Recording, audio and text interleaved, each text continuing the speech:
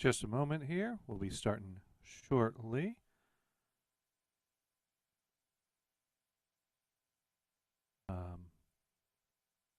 Shit. Where's the page? Oh, here we go. Kick them both.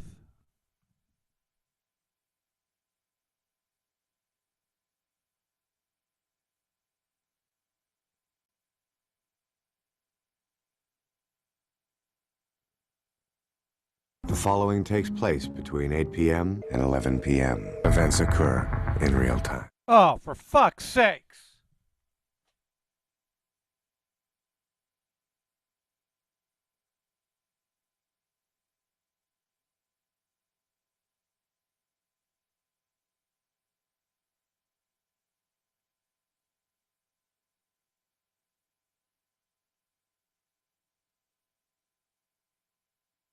The following takes place between 8 p.m. and 11 p.m. Events occur in real time. The following program sucks shit.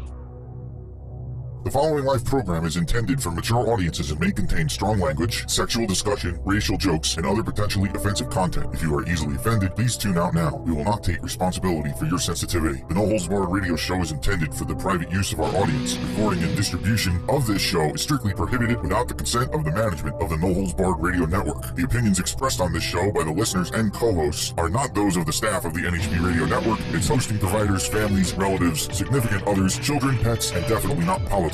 By calling or writing into the No Holds Barred radio show, you consent to having your voice and other personal information given out on the air. If you are abusive or harassing to the host, we reserve the right to ridicule you, your families, and post your phone number or messenger names in bathroom stalls where gay people hang out just for fun. We reserve the right to use recordings of your voice in future broadcasts. The show is meant to make you laugh, entertain you, and be fun. Do not take anything said on this show personally. We're not serious, and you shouldn't be either. If this is a difficult concept for you to grasp, please turn off the station or borrow some IQ points or a sense of humor from somebody who has one. You can find all of our contact information on the official No Holds Barred Radio website at nhbradio.com. Now you have been warned. On with the motherfucking show. We are a chosen generation, and we are about to rise. We come from every town and nation to break through the fantasy and lies. We have been beaten down and shaken. We've been blackballed and ostracized. But only so much will it take on. So now it's time we mobilize. No longer will we try to fit your goals.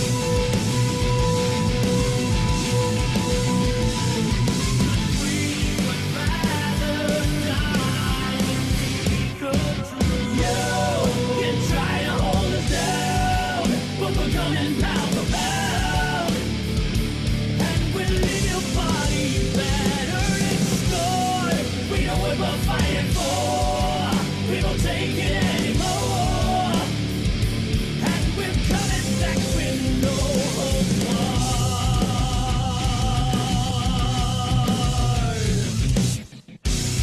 We are live October 1st, 2014 here.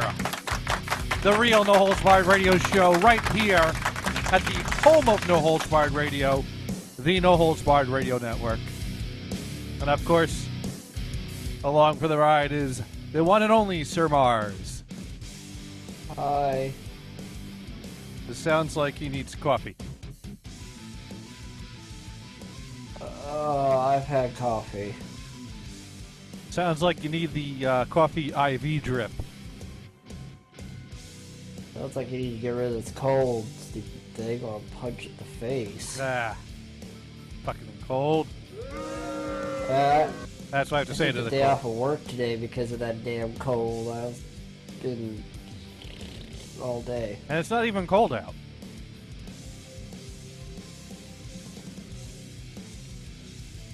Yeah. What's up with that? I don't know. How are you? I'm fine. Yeah? Yeah. You know, how much NyQuil have you had? I don't drink NyQuil. Oh, you know, you gotta have the NyQuil. The big N, the little Y, the big fucking Q. You know? You know they took the alcohol out of that, right? What the fuck's the point then? You could buy the stuff that puts. They could buy the crap that puts you out. No, the NyQuil will separately knock now. you right out. I mean, that stuff. No. They made something with just the stuff to make you sleep. Oh, You don't need all the other crap. yeah, they made like a Yes. non-cold version NyQuil, just for people that like it for fun. Yeah. Yeah. No, you want the real deal. The big N, the little Y, the big fucking Q. That's what you got to get right there. Add yourself a little orange juice. You got yourself a Mennonite screwdriver right there. Yeah. So, whoop. Nice. All right. Hey, would you like 10 terabytes of extra storage space? No. Because I just I know ordered a because I couple know jump two hard so- drives that are about to go flying out a window. What would you do for backups if you got rid of those? I'll print out text documents of everything in zeros and ones and photocopy them. That sounds like a waste of paper. I'll do it at work. Not my paper. Yeah, but you're gonna have to refill the paper tray.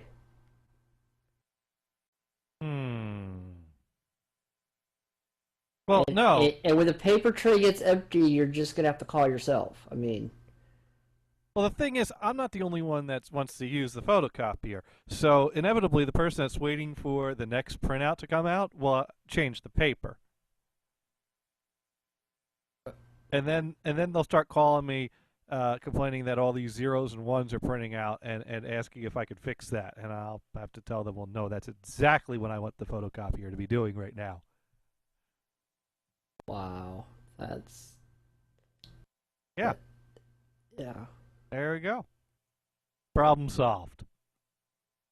Now, can you read zeros and ones? Yeah. Do they make sense to you? Well, I mean, what's there to make sense? There's zeros and there's ones. It's one or the other. It's off on, You just kind of, read them, and there they are. They're zeros and ones. Dude, you're not like what's his name from the freaking Matrix. You can't just sit there and stare at the falling zeros and ones and whatever letters they are and get a code. Well, can you? I could, but no, you know what? I'll send them off to Venison, and he'll compile them. Right. Oh, thank goodness. Oh no. Right. And how the hell could you catch a cold in supposedly beautiful weather California that cures all ails? I work at a college with 50 billion sick people. Exactly my point. It's supposed to be California, but that perfect, beautiful, don't catch anything weather.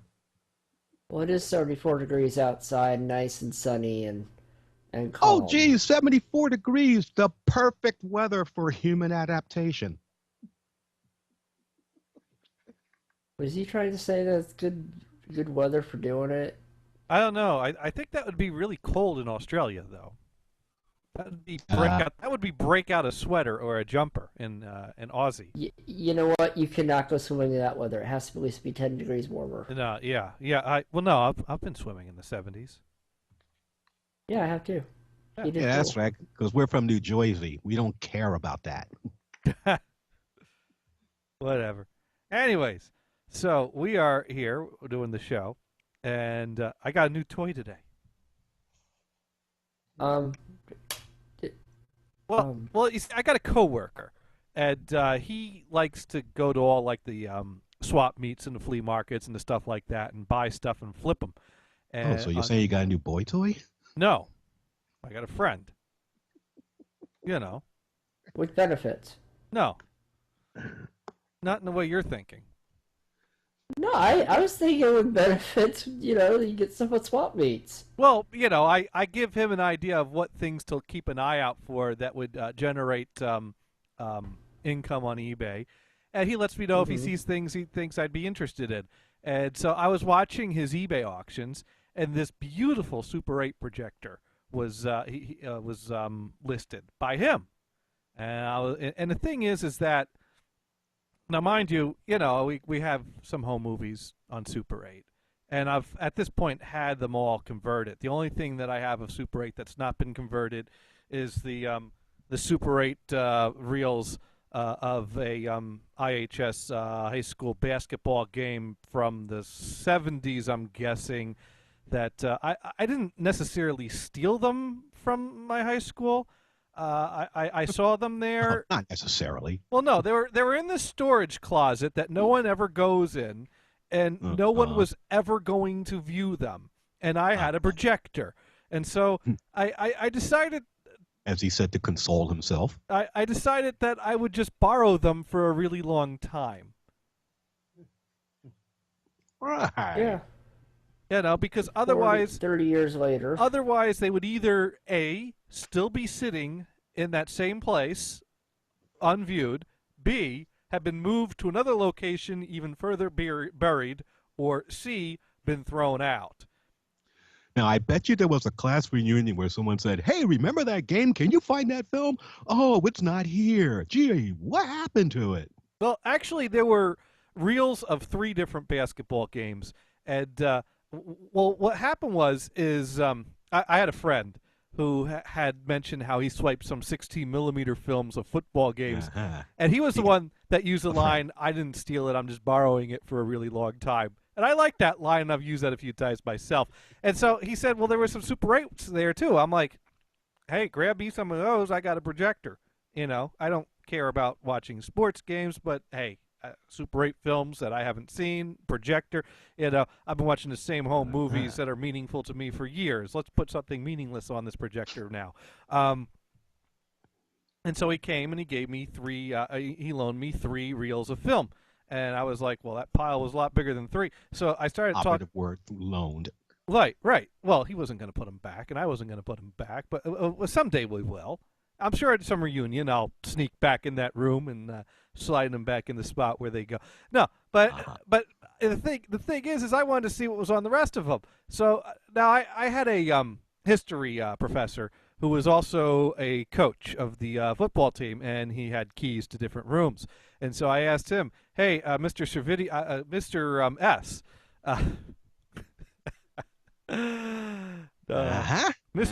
Mr. Joseph Servidi. No, wait. Maybe I made up that name.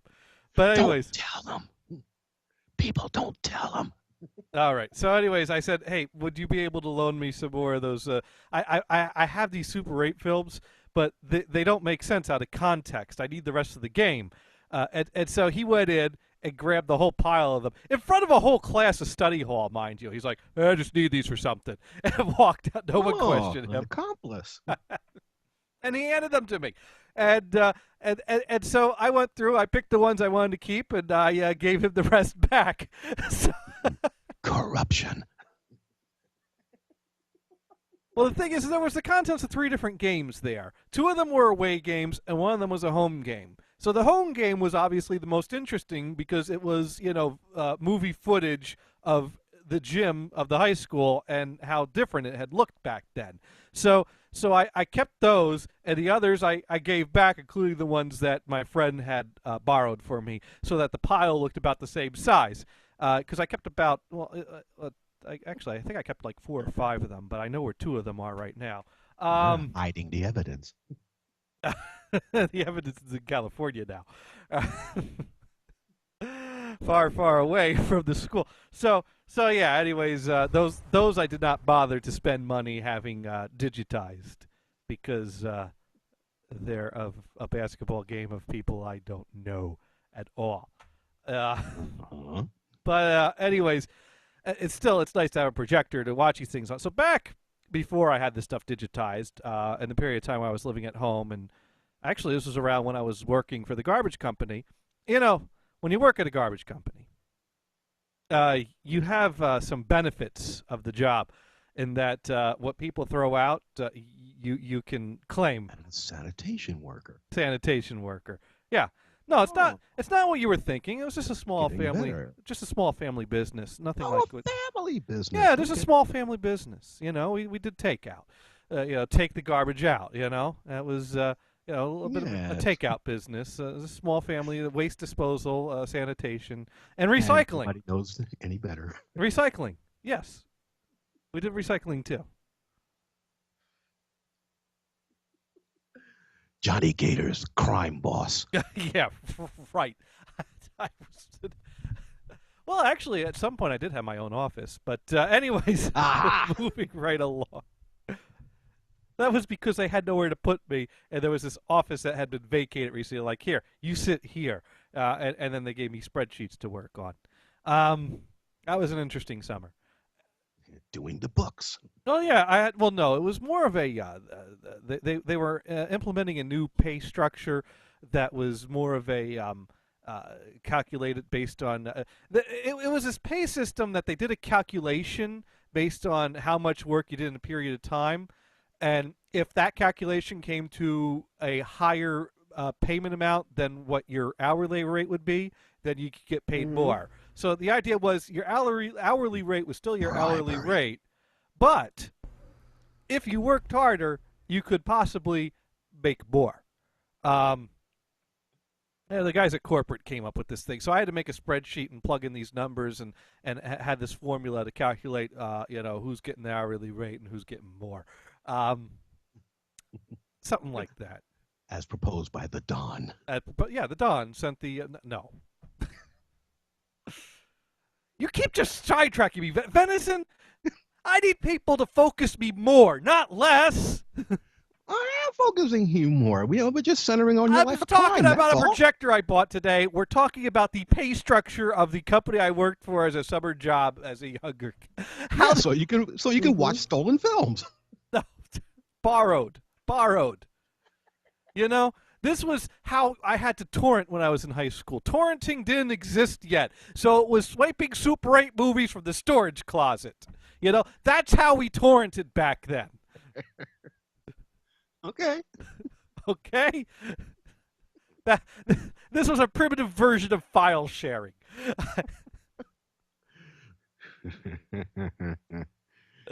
All right. Sharing.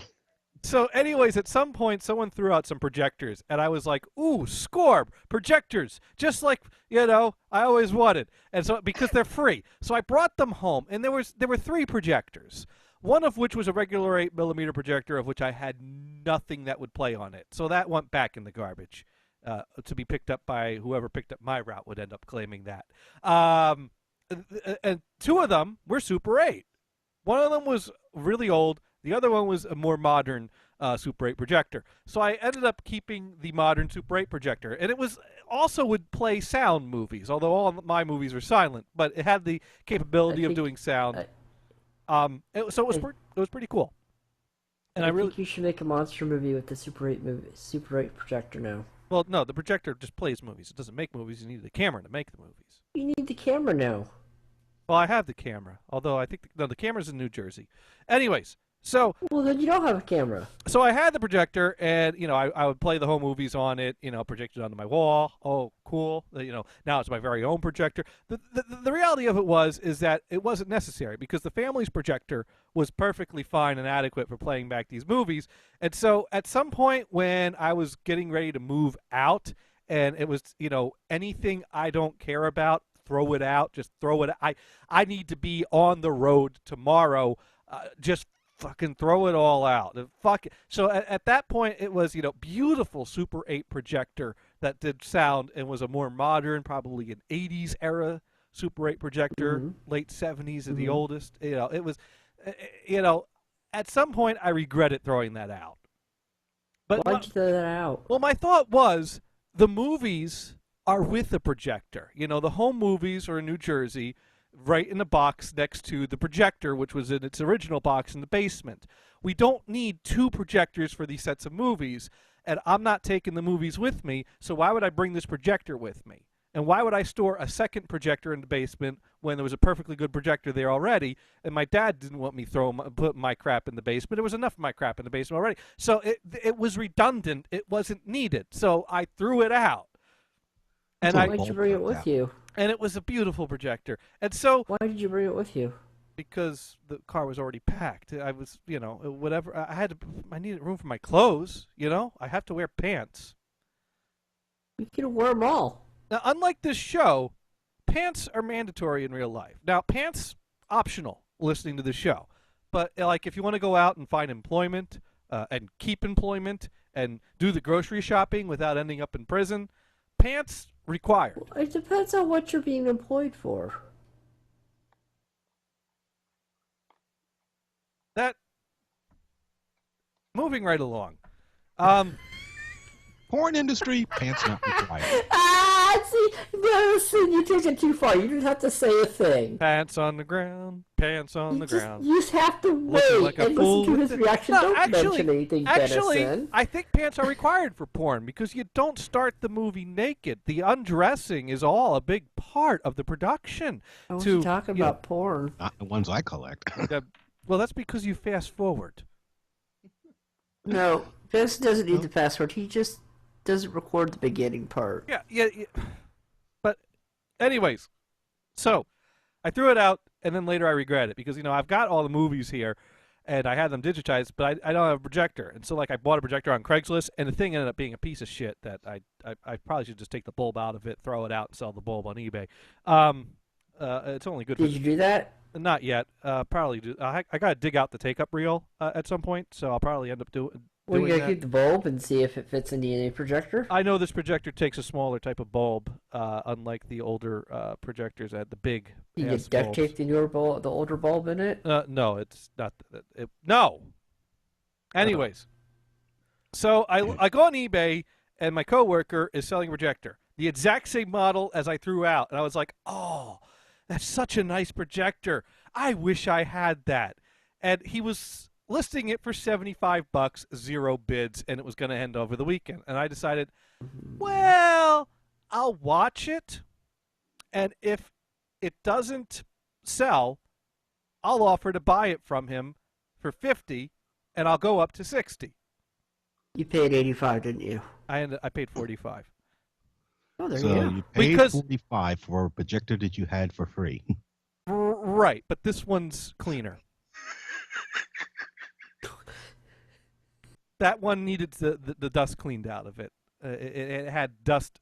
It was so dirty, dust was inside of it. So a can of air, you had to buy a can of air for the old one. Yeah, I didn't have a can of air back when I was living in New Jersey. I kind of tried cleaning it the Nintendo cartridge style, and that helped a little, but not quite. But no, well, here's the thing: he relisted it after it didn't sell, and he relisted it for $45. And I was like, oh, shit, he relisted it, and he relisted it much lower. It's going to get a bid. I was like, well, maybe if it doesn't get a bid, I'll play dumb and pretend I don't know it's been relisted and see if he'll end the auction to sell it to me. So I played it cool. I walked over there. I was like, hey, I was watching that projector. It's too bad it didn't sell. And he's like, oh, I relisted it. I'm like, oh, I relisted it. I was going to offer you something. He's like, yeah, I relisted it for $45. I'm like, well, heck, I'll give you $45 for it. And so he ended the auction. And so now I have a projector again. And free shipping and handling. Well, here's the thing.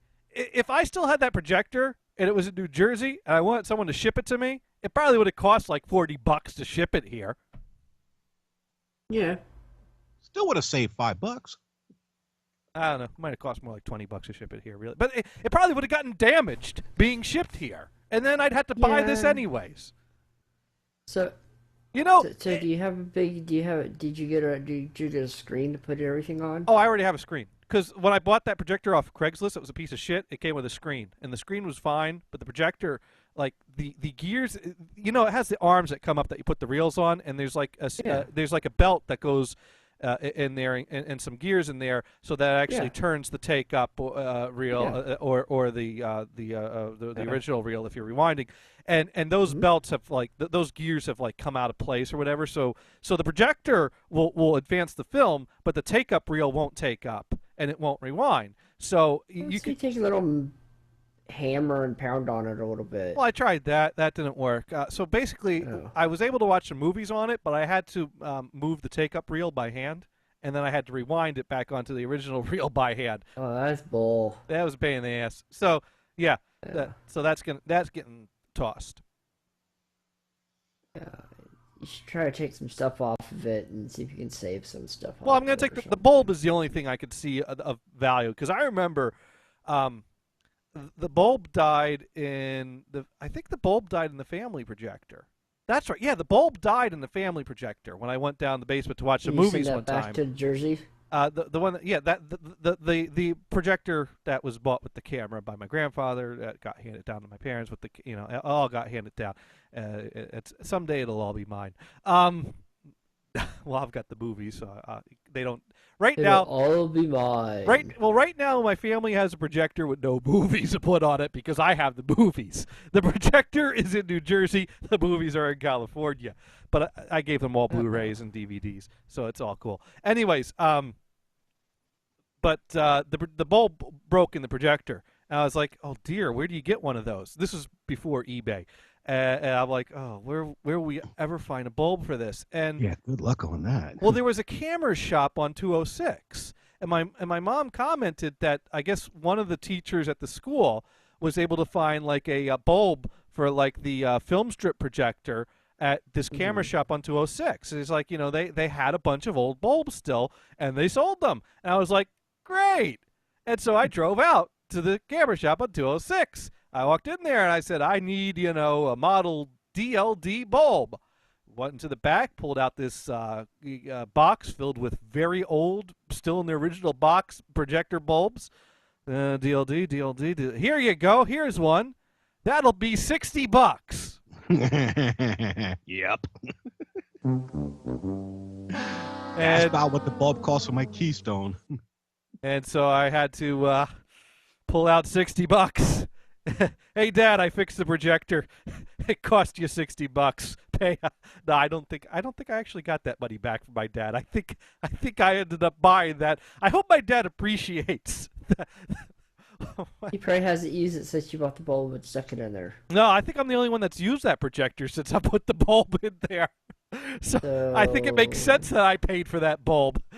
The bulb cost you more than the projector that you got for $45. Here. Yes, that is. You got the whole projector. That is true. So that is why I'm pulling the bulb out of the other projector, because the bulb in that projector that's a piece of crap is a very similar type of bulb. It might actually be the same bulb. I might want to send it home to New Jersey. Go, hey, Dad, here's a spare. Yeah, he just say, why'd you send me a pile of glass? No, I'll pack it nicely. I know a place that makes packaging materials. Oh, okay. Yeah, so that way he'll have a spare bulb for the projector that he has no movies for. I gotta treat the bulb of my Keystone like gold because there are no more. Oh, you can buy them. Oh, I've looked. No, you haven't. All right, what's the bulb model number? Oh God, I know. I haven't even. What? You don't know it off the top of your head, Denison? No, I the last time I went there and bought a bulb, I went there and searched through. I had to go through 3 counties to find it, and it was the last one. Oh, that was before the internet. Has finally gotten you'll find it on eBay anymore. We'll have to see. This thing is pretty ancient. Simple 8mm. Dune makes an interesting point. If you replace projector with cassette deck, Venison would be on board. Depending on which one it is. And yay, now that broadcast machine is back online, I can do cassette shows again. Yay! There we go. Because there's nothing like MP3 compression on top of tape. Do you have an extra outlet to hook up the cassette player? Yeah, actually, yes, I do. Are you allowed to microwave at the same time? No, I can't. No, actually, the cassette deck, yeah, that's extremely low current. I just can't have the computer on. Uh-huh. Okay. Yeah, when the microwave goes on, everything goes off except the laptops. What about and the blender? Are you allowed to turn the blender on? I don't use a blender. Why not? You can blend things. No. Well, you can make a new YouTube show. Will it blend? Yeah, okay. I got one of those little hand mixers. That's about it. A hand blender. Oh, one of those hand. I have one of those. It's a. You get Silver Bullet. They're pretty cool. You make your own margaritas. No, it's just one of those with the long shaft and the blade at the end. It's electric, and yeah, it works quite well. Whips things up pretty good. Mixes drinks great. Wait, you use a hand egg beater to mix drinks?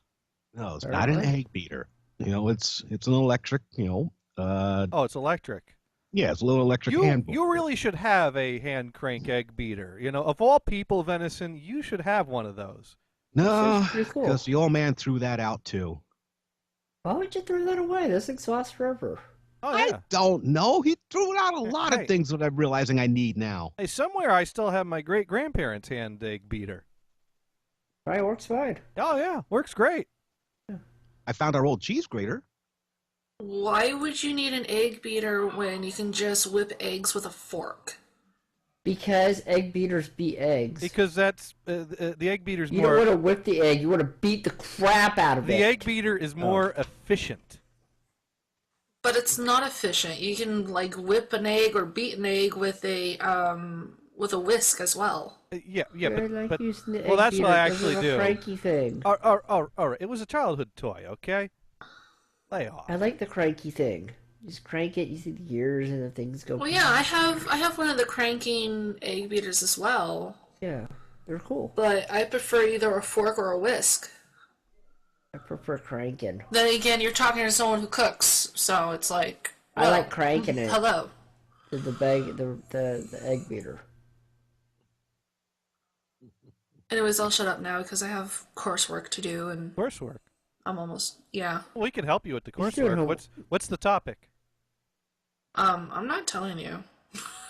Why not? No, it's human services, so I have to write a Why do paper. some black people act white? I don't know. Human services. Kick him out on the curb, make him get a job. Wait, what? Never mind. No, human services over with no pants. No pants on the ground. Pants Oh on the. God. I just downloaded a torrent. I can't find it now. It just like. It's on your desktop. No, I'm looking at my list. Oh, I see what happened. It went down on the bottom because there's no seeds. God, I cannot find this damn Game Boy ROM. Which one is it? You need a Game Boy ROM? Is it Pokemon Blue? No, I need the U.S. edition of original. Wait, Paperboy for Game Boy. No, I need. All right, here's the deal. I have a How about news. Kirby's Dream Land. I like have a that one, news too. story that would be greatly enhanced by the Tetris theme. So I downloaded Tetris ROM and a Game Boy. Right, but check this out. Check this out. Yeah. So I downloaded this, and you get this thing. Uh-huh. Now the next thing we should hear is the dun dun dun dun dun dun dun. But this is what we get. What the hell is this? This isn't dun dun dun dun dun Oh, dun. this is one of the setup screens. This is what? It's a setup screen. No, this is the A-type music for this cartridge. See, I'm playing the game now, and I'm not hearing the right music. This is all wrong. Did you change? You can change your music. But the other options are the other options. It's not the right one. It's here. Watch. Oh, would you get like the UK version or something? It said it was the world version, and I figured, well, the United States is in the No, you want world. the US version. But Oh. yeah, the he US died. the US version isn't. You know there was a way. I used to cheat on you. Could cheat on that game. You could start out with 4 lines blinking right away. And win. How did you get do that? 4. Well, you go to you wait for the the demo mode. You wait till you watch it go down, and when it's about ready to fill up all 4 lines and blink, right when it starts blinking that you get all 4 lines, you press start. And when it does that, you actually start your game, and it starts out with 4 blinky lights. You 4 mean blinks. The 4 lines. that? Okay, I was all right. So this site only has the Japanese edition of Tetris, so that's not going Gators. to work. What? Yeah, well, Gators. Go yeah. to my link. Oh, you have. Oh, you linked.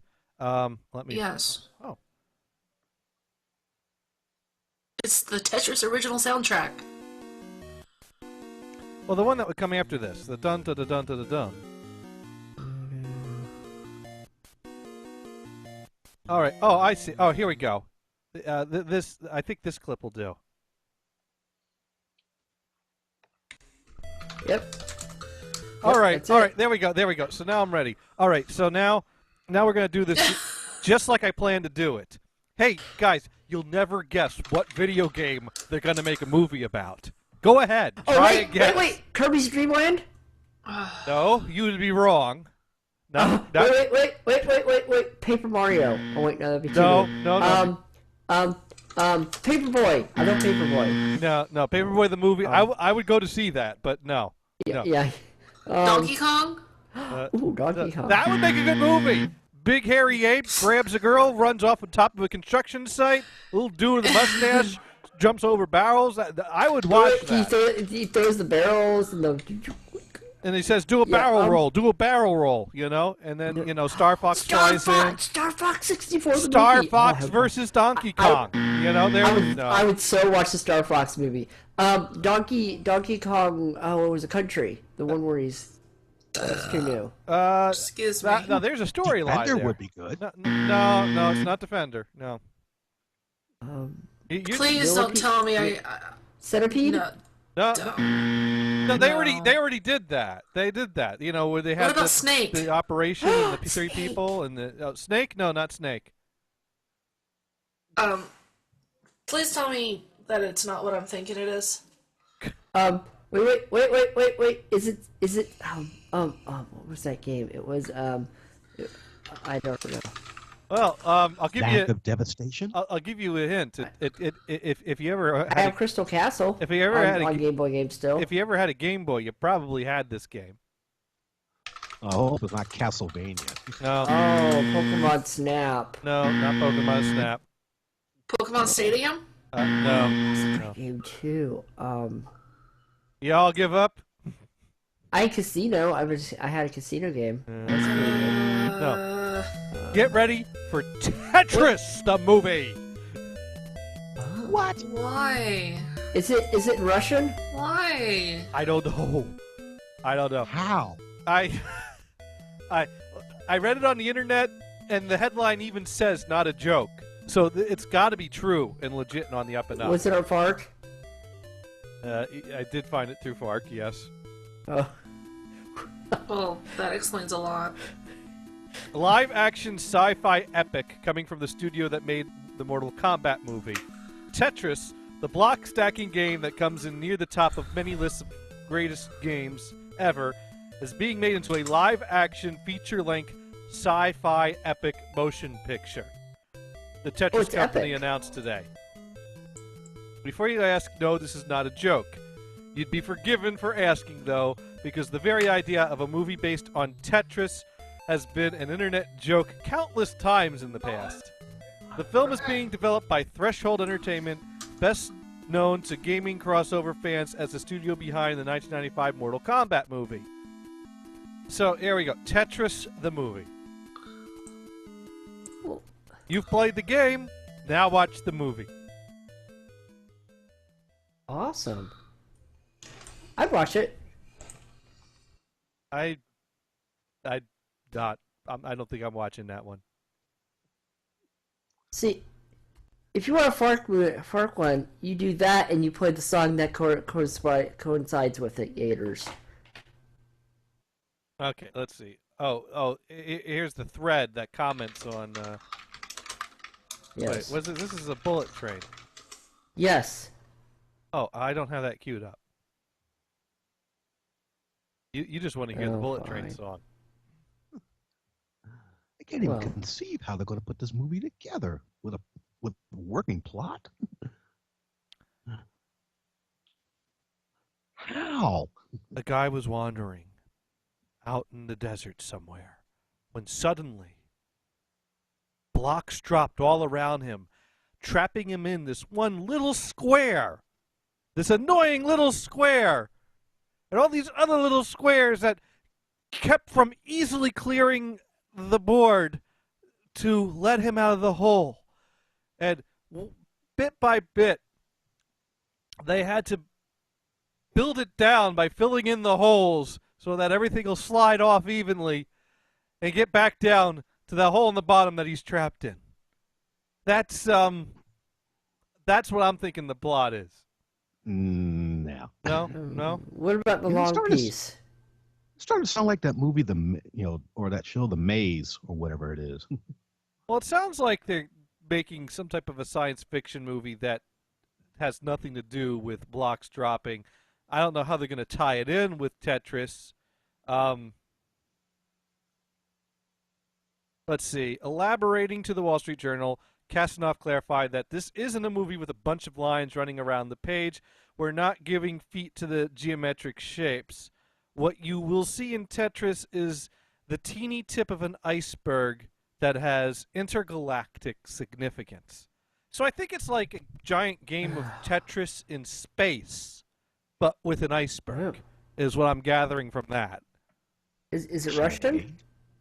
I'm thinking it's, you know, We get to see the Russian cat. Well, okay, actually, in the Nintendo version, remember in the castle.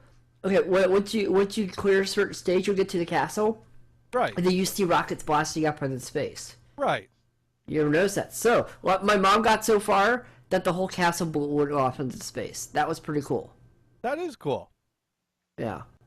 I think once you pass level 11, it does that. I'm thinking like, you know, Tetris piece-shaped spaceships in space that are transported there by a portal in an iceberg, and they all have to fit in together perfectly, or they explode.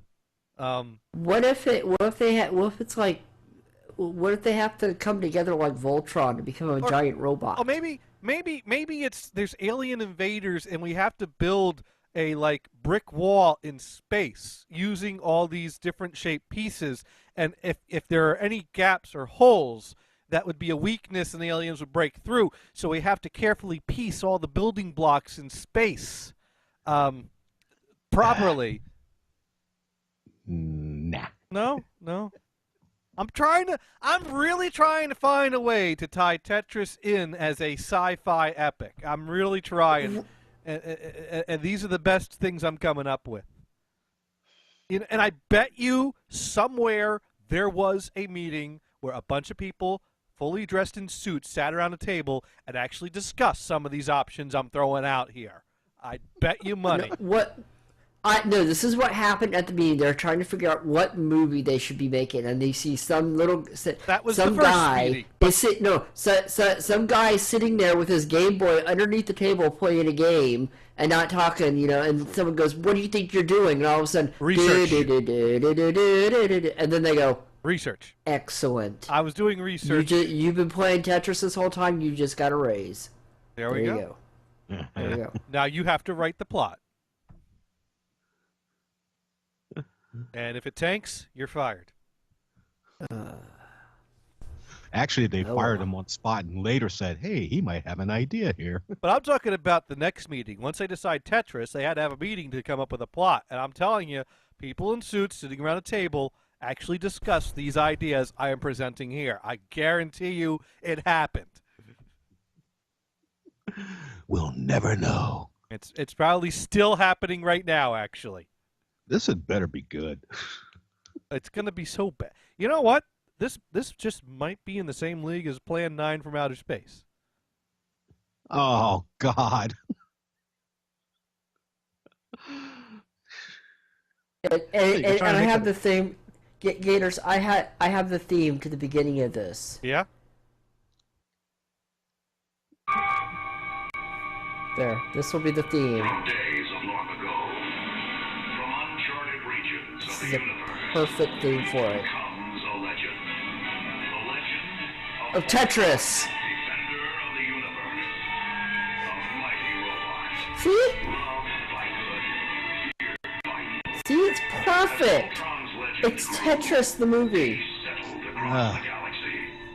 On planet Earth. Trying to make What? a cult classic of the world's worst movie? Yes! Yes! See, that would be perfect! There we right go. there! That was a perfect intro for Tetris the movie. Well, you gotta admit, Plan 9 from Outer Space is still being talked about today. Oh, yeah. There you go. Tetris Everyone's the got around to movie. watching it once. Oh, God, it was horrible. All right. Well, we got messages coming in. NHB Whistleblower writes in booze and then sends me a link to Booze? a picture of Bacardi 151. Ooh, that stuff will knock you right on your ass. Oh, That's, yes, it will. that's like a six-pack in a shot glass right there. Ooh, have fun. Be careful. Don't drive. Someone writes in, I can't find the stream. Well, you want to go to nhbshow.com is what you... What? And then someone writes in nhbradio.com, click tune in. There we go. And then someone actually links to the stream. These There are you go. Facebook comments that are coming in. Oh. Thank you, Facebook person. Thank you. Which reminds me, I should probably post the link to the YouTube. Did you start the YouTube? Yes. Did you start the YouTube? And you too can write. Yes, the YouTube should start. You too can write in because NHB Live through AOL Instant Messenger, contact nhbradio.com through MSN does not work anymore. But NHB Live through AIM or Google Talk or Skype, or you could call us on Skype, or you can call 877-642-5483. Wild Bunch Studio through AIM, studio at wildbunchradio.com through Skype, or you can tweet at NHB Show if you don't want me to actually get your message. But you can tweet at NHB Radio if you'd like me to relay something to Damon and Liam. Yeah. So there you go. But if you go to facebook.com/NHB Radio, you will see the show announcement where you can also comment to get messages into me. But also, if you go through those comments, you'll see that somewhere I have posted a YouTube link where you could view the video. So there you go. Ooh. All right. Nice. Oh, and this week's going to be another 3-hour show. Oh. That worked out good last week. I think we'll do that again this week. Yeah. Oh, that's good. A 3-hour, what? 3-hour show? Yeah. A 3-hour show. Well, Okay. All right. So, next topic. uh-huh. Now, as you all know, I'm something of a audio expert, a software expert, Wait. and I dabble what? in video editing. Now, here's the thing: as someone that goes, Are you using Vegas again? I use Vegas, and I find I have issues with it, but it's kind of it works for me. I think it works because it's kind of audio based, and so that kind of for the most part. I just don't like the fact that it doesn't have all the codecs just built in. It doesn't just read every video you throw out. Sometimes you get a video that you have to find a codec. And what bugs me is it's like I should already have the codec because my video player can play the video. If the video player can play it, the software should be able to read it.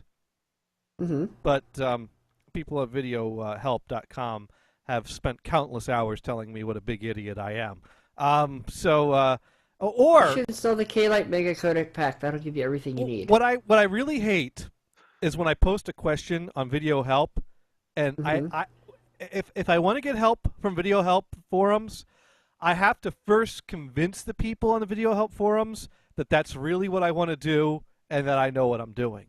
Because I'll post something and they'll go, well, you really don't want to do that. What you really want to do is this. And then they post how to do something completely different that won't work for what I'm trying to do. And then I have to explain what I'm trying to do is this, and that won't work because that will do that, and I'm not trying to do that, I'm trying to do this. And then I'm trying to turn my entire video upside down in reverse. I don't understand this whole mentality of, when someone asks a question, oh, that's not what you want to do. Just answer the fucking... So it gets to a point where it's like, look, guys, I know I'm here asking for help, I don't want to be a dick, but if you can't answer my question, shut up. If you can answer my question, great. Because really, I'm sick and tired of, people not answering my question and not being helpful and wasting my time. Because then when they answer the question in a way that doesn't help me, other people think, well, this person already answered the question, so even though I have the real answer, I won't chime in. It's like, no, come on. Don't sidetrack from the real question. Answer the real question or move along and let someone who has the answer. Gators. Yes, Mars? Gators. Have you ever read a forum before? All the time. Every single forum does the exact same thing. You sit there and post a question, 20 people will say something that's completely wrong, and then you have to say, no, I'm trying to do this. Then 20 people will write in and it'll be completely wrong, and then you say, no, I'm actually trying to do this and not this. But this is a good idea. And then 20 people. That's called a forum, Gators. All right. So anyways, I understand. I completely understand, but that's called a forum. So anyways, at work, MP asks me, hey, what would be an easy program to do some simple, easy video editing? And Did you say Windows Movie Maker? she nearly made my brain break at that moment trying to think of a way to answer that question, because any answer I had was going to be very lengthy, and her her question was for something simple. So Windows Movie Maker. There. Well, what will that edit movies into? Well, what do you want to edit movies into? All right, well, let's see. She's got like videos that she's taken with a camcorder, videos that she's taken with a phone, and she wants to kind of gather them together. But then, sometimes things have like things in the beginning or things on the end that are like, scraps. So she wants to kind of like, edit off the beginnings and the ends and then edit them together into like one big movie, a different movie. In order to buy a Mac and use iMovie. But have like a movie for each year maybe, and then burn them to a DVD, although ideally you'd want the DVD to have chapters for all these different clips that you've combined together. So just a simple program that'll let you do that. Tell her to buy a Mac and buy iMovie. So iMovie will let you easily edit things, trim them, render them into a new movie, have chapters to burn to a DVD that has all the right chapters and a menu? Yeah. Yeah, I think it actually does. That's the scary part. Well, do they make a version for Windows? I wish they did, honestly. What about if you made a virtual Mac machine using like the Hackintosh? Could I make a virtual Mac in what's that program? In VirtualBox. VirtualBox. Can I make don't know about that. Yeah. Here's the thing. If I go new, if I go open up VirtualBox and pick a new machine and I hit down the type, Mac OS X is a type I could select. I've not figured out how to successfully actually install OS X onto a Mac OS X. You have to have a disk. Well, I downloaded an ISO image of a disk. I mounted it, and I told it to run that, but it didn't work. So I don't know how VirtualBox is supposed to actually do this, Because making a virtual PC is easy because PCs just fucking work. But when it comes to a Mac, you have to really want it to work, and you kind of have to. Is it really worth your time and effort? It's not worth. No, because Macs fucking suck. Yeah. They fucking suck. Windows Movie Maker might be able to do some of that. I know you can splice does that movies come with into Windows? each other. Yeah, that. I don't know. I installed it from the live software, but yeah, I think you can. I think it does come with Windows. I don't have it. Which version of Windows is she running? Windows Movie. Well, she's probably running 7. Yeah. Let's see. Movie Maker. It looks like I've been to this site before. Looks like I've downloaded this before. Yeah, I have to. How come I've installed this and I don't have it when I search for? Oh, this is Windows Essentials. It's installing. Yeah, that's when it's installed. Windows Essentials has the live Movie Maker in it.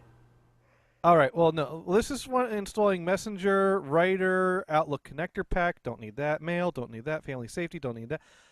Photo Gallery and Movie Maker. Oh, there we go. These. Well, it says these programs will be updated, but how do I get to it then? Because I just typed in Start and typed in. Go to your Start menu. Go to your Start menu. It should be in the live. Oh, thing. It's not Windows Movie Maker. It's just Movie Maker. Yeah. Okay. All right. So now let's say I bring up. I'll browse out into my home movies folder, and I've got a folder called iPhone videos. All right. So let's say I want to take 5 of these movies, trim the edges of them, and make a DVD with them with chapters and menu. How do I do that? See, this is an educational show this week. Drag and drop. I think you can drag and drop into the software itself, can't you? Oh, doing your dreaming.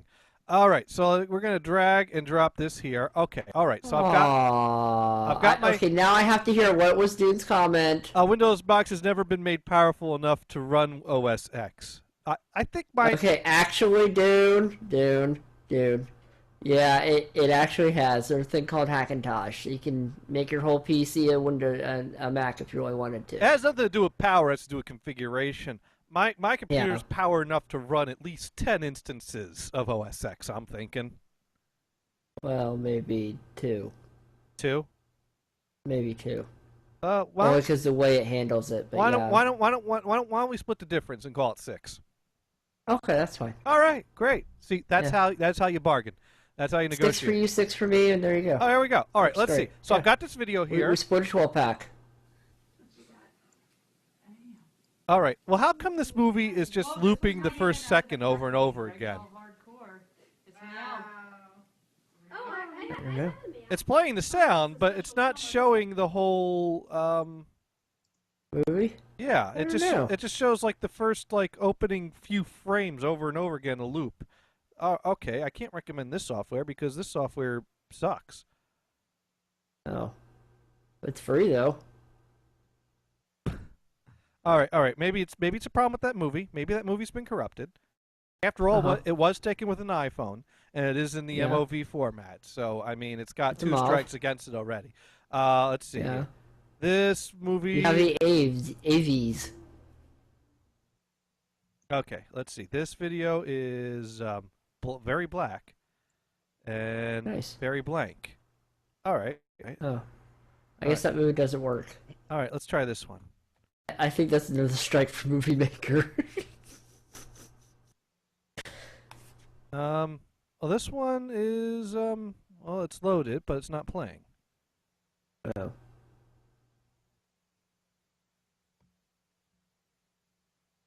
I don't think Movie Maker is going to work for her, is it?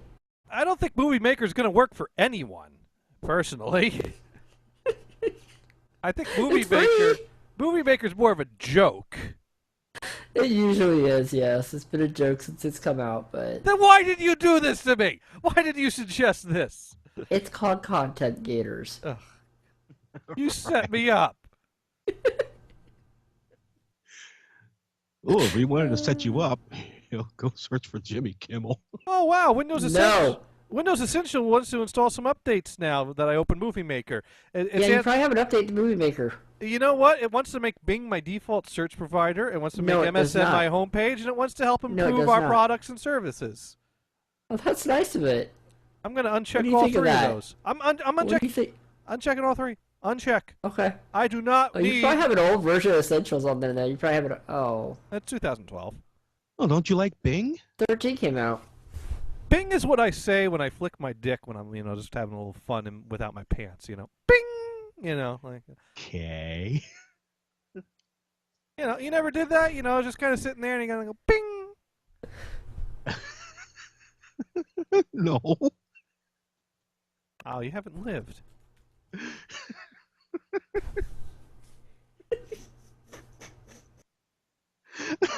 A horrible image. Oh. Bing. Actually, Windows is getting rid of, Microsoft is getting rid of, like, their Bing apps and their Bing everything. It's turning everything to MSN now. See, we even have the host that goes Bing. Exactly. No, they're getting rid of Bing. They're changing a lot of the stuff to MSN now.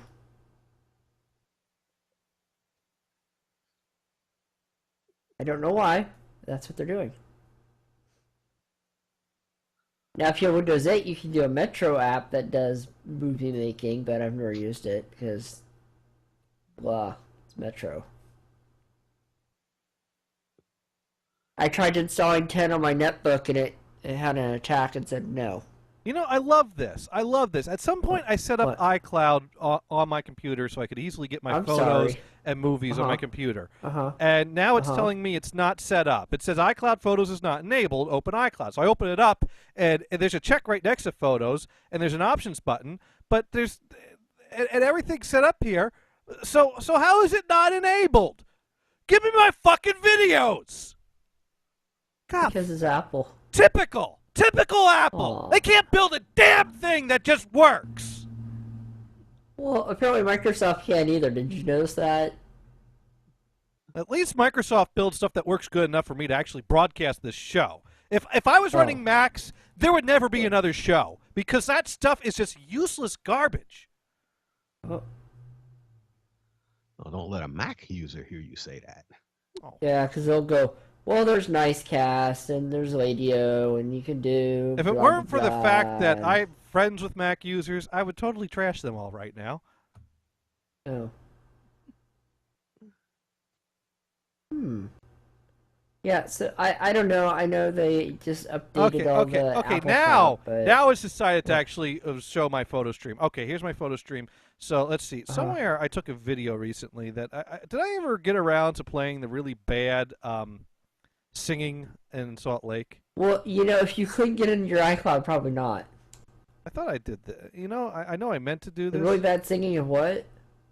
Oh, but it's not in here. Why is it not in my iCloud? I tell it to save everything to my iCloud, and it does it? No, of course not. Because Did you tell your iPhone? Did you tell your iPhone to save everything to iCloud? yes. Okay. Okay. And Did it give you a free U2 album? I got to figure out how to uninstall that thing. You don't like U2, huh? Never really cared for them. They only had one good song. Yeah, their newer stuff is not that good, I will say. I like Yeah. their older stuff, but whatever works. All right, enough of this. Let's get on to Yeah. less maddening topics. So I did listen to last week's NHB show, and You did? it's funny, and Emily can verify this because I was sitting here. Did you force her to listen to it too? No, I had Skype open, and I was chatting with Emily on Skype because Emily uses Skype. So I have to log into Skype if I want to be able to IM her or have her be able to IM me. So now I log into Skype regularly again because she doesn't have AIM anymore, and we couldn't figure out how to. My MSN still works in Pigeon, but since she kind of migrated her MSN account to Skype, I can't add a Skype account to my MSN. Now I can log in to Skype with my MSN account and add her Skype contact there, but Pigeon won't pick up the Skype contacts that I've added to my MSN account in Skype, so I can't use Skype in Pigeon. So I have to actually you tried to update Pigeon? I did check it was up to date. Okay. Now I did look, and apparently there is a plugin that you can add to Pigeon that will let you use Skype in Pigeon, but you have to be logged into Skype in order for that to work, and which to me, the whole point of Pigeon is not having to log into the other program. So to me, that was kind of like, what the fuck's the point if I still have to log into Skype? If I have to log into Skype, I might as well just use Skype. So I've been logging into Skype lately. So one evening, I'm sitting there in front of Skype. They're messaging, hello, hey, maybe we could talk a little bit. Okay, I'll give you a call in 15 minutes. So I was listening to an NHB show. Figured, well, let's leave another 15 minutes of this show in here. And I had turned down the Skype channel by accident. And so I was listening to the show. Next thing I know, I come to in front of my computer, and I had missed the call. And so I had to call her Does back. that mean you took a nap during the NHB show? It put me right to sleep, right out, Nice. like a baby. Nice. Yeah. So then I had to call her back, but then she was out hanging up the laundry, so then she had to call me back. And I was like, sorry, fell asleep listening to NHB. And so I thought that was funny, and so I thought I'd talk about that. But, and I'm not here, to talk about that. You know what? I should limit myself to only a certain time period. Yes, you should. You should. You know what? I'm going to find a music file. And that'll be my, this week's Damon rant music. And, however long that file is, that's how long I'm allowed to talk about him that week. So let's go into the product library and find a good I'm going to rant about Damon tune. Let's see. I'm thinking... You could just pull up Angry Blind Man and play that. Well, yeah, but that's got words to it. All right. Should we pull up something new age or easy listening or... drama. I'm thinking drama. Is Drama. drama. There you go. There we go. It's Is that drama for David? I don't know. no, that doesn't sound good. No. Oh, here we go. This is Hostile Takeover, which is what we've done with this show. All right. So, anyways, this week, as I mentioned on the last Dune and Bob show, was that Damon has made 3 contradictions, which he somehow tries to explain away as not being contradictions. A, he says he doesn't want a show war and then sends people to troll my show. B, he criticizes me for doing over 3 hours and then says I'm running away like a little girl when I do only 3 hours. And C, He says he's not going to talk about it and continues talking about it. But Sounds like Paul Ryan. But here's the thing that kind of really bothers me. There was a tweet that he was stuck a bomb under the SUV and ran away. Make sure it's not. Oh wait. Actually, this week I got to take issue with. I believe it was Liam, or either I forget which one of them it was. Either Liam or Dave. Is it because his microphone kept breaking? Someone made a tweet. No network bullshit makes the show fun. And I had to go, wait a minute. Who caused the network bullshit?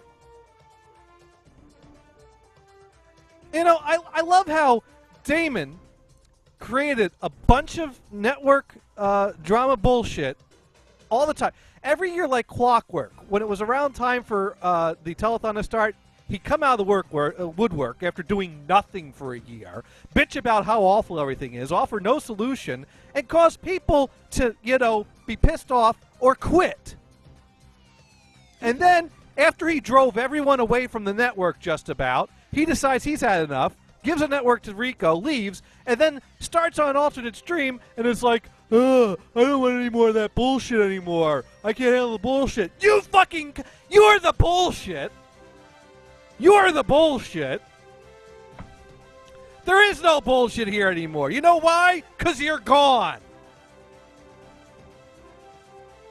I saw that tweet. Yeah, I think it was Damon. No network BS makes the show fun. And that was just like, what the fuck? You're the one that was the creation of at least 80% of that bullshit. I'm done. All right. We got to make a shortcut to that file on the desktop now. There we go. So 3 minutes is all we're doing each week of that. Wow. Pretty good. I'm going to drink more coffee. Jay? You should have some coffee. It'll calm you down. You know what? I should have made a second cup. You know what's almost as good as coffee? Steak? A cereal bowl made entirely of cookie dough. Wouldn't that be kind of floppy? No, apparently this guy did it and posted a picture of it on a blog.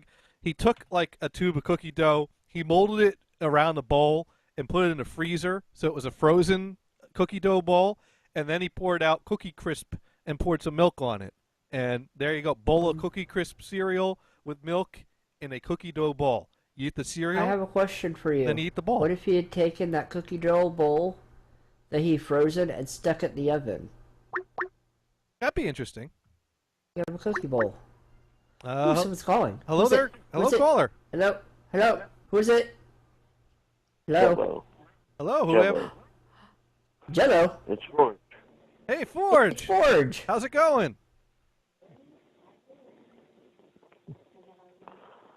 Forge. Highly well. Highly well. Highly, welly high. It sounds like. Yes. So where are you calling from this week? This week it would be Baptist. Baptist. Okay. Well, the Baptists, they know how to party, right? Oh yeah. Well, it sounds like they got you on something good, something nice and mellow. Mellow in the zone. Yes. In the morning, I get a colostomy. Ooh. Colostomy. Let's hope they drug you up real good for that. Oh yeah. So that's gonna be a fun experience. With enough drugs, anything can be fun. Yeah, the nurses have already given me their lists for the various gift shops around the solar system that they want things from. Ooh, nice. Nice. There we go. It's good to have friends that can get you drugs.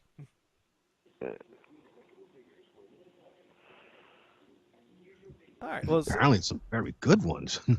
Yeah. So do you get to go home soon, or what's the status? What's the? Hopefully, I'll be home before the vote in November. Okay. Yeah, that would be good. That'd be good. All right. So we're shooting for November. Okay. Well, let's hope we can get you home and get you good and get you staying put at home. That would. That's the goal right there. Yes, Yes. that's a good goal. I want to watch the vote live on TV. Now, who yes. who are we rooting for this year? We're voting for marijuana. Voting Yes. For, wait, did I think he said Marilyn Monroe, but I'm not sure. Marilyn Monroe? Yeah, You know what? I think she's about as good as any other option. You know. We're voting for marijuana, you meathead. Marijuana. Oh, marijuana. Marijuana. Okay, yes. So Mars was the one Yes. that heard Marilyn Monroe. Marijuana. Yeah, I'm in favor. I'll vote for marijuana. There you go.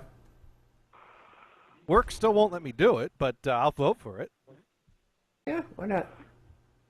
You know, don't you just love that? State votes in marijuana, it's legal, and places of employment can still fire you for it because it's, still illegal. Yes, any place where Twister is popular.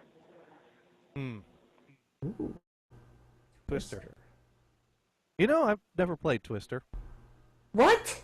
Well, we never had. You're a deprived child. We What never. the heck? We never had Twister growing You up. had all these kids and you didn't have Twister?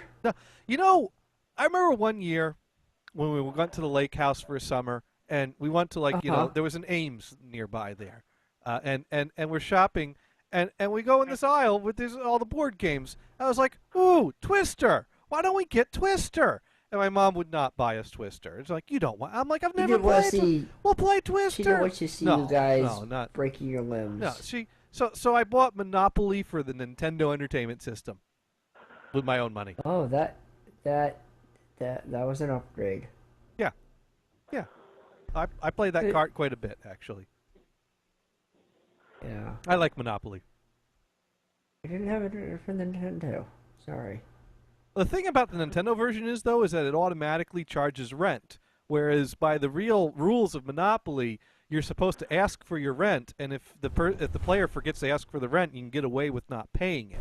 Because I remember there was a computer version I had that the player had to actually push a button when someone landed on their property to request the rent, or... Oh, you're talking about the electronic version of Monopoly now. Well, yeah. I was talking about this. Well, it was a PC version I had, actually. And that would, you had to actually ask for rent, or it would...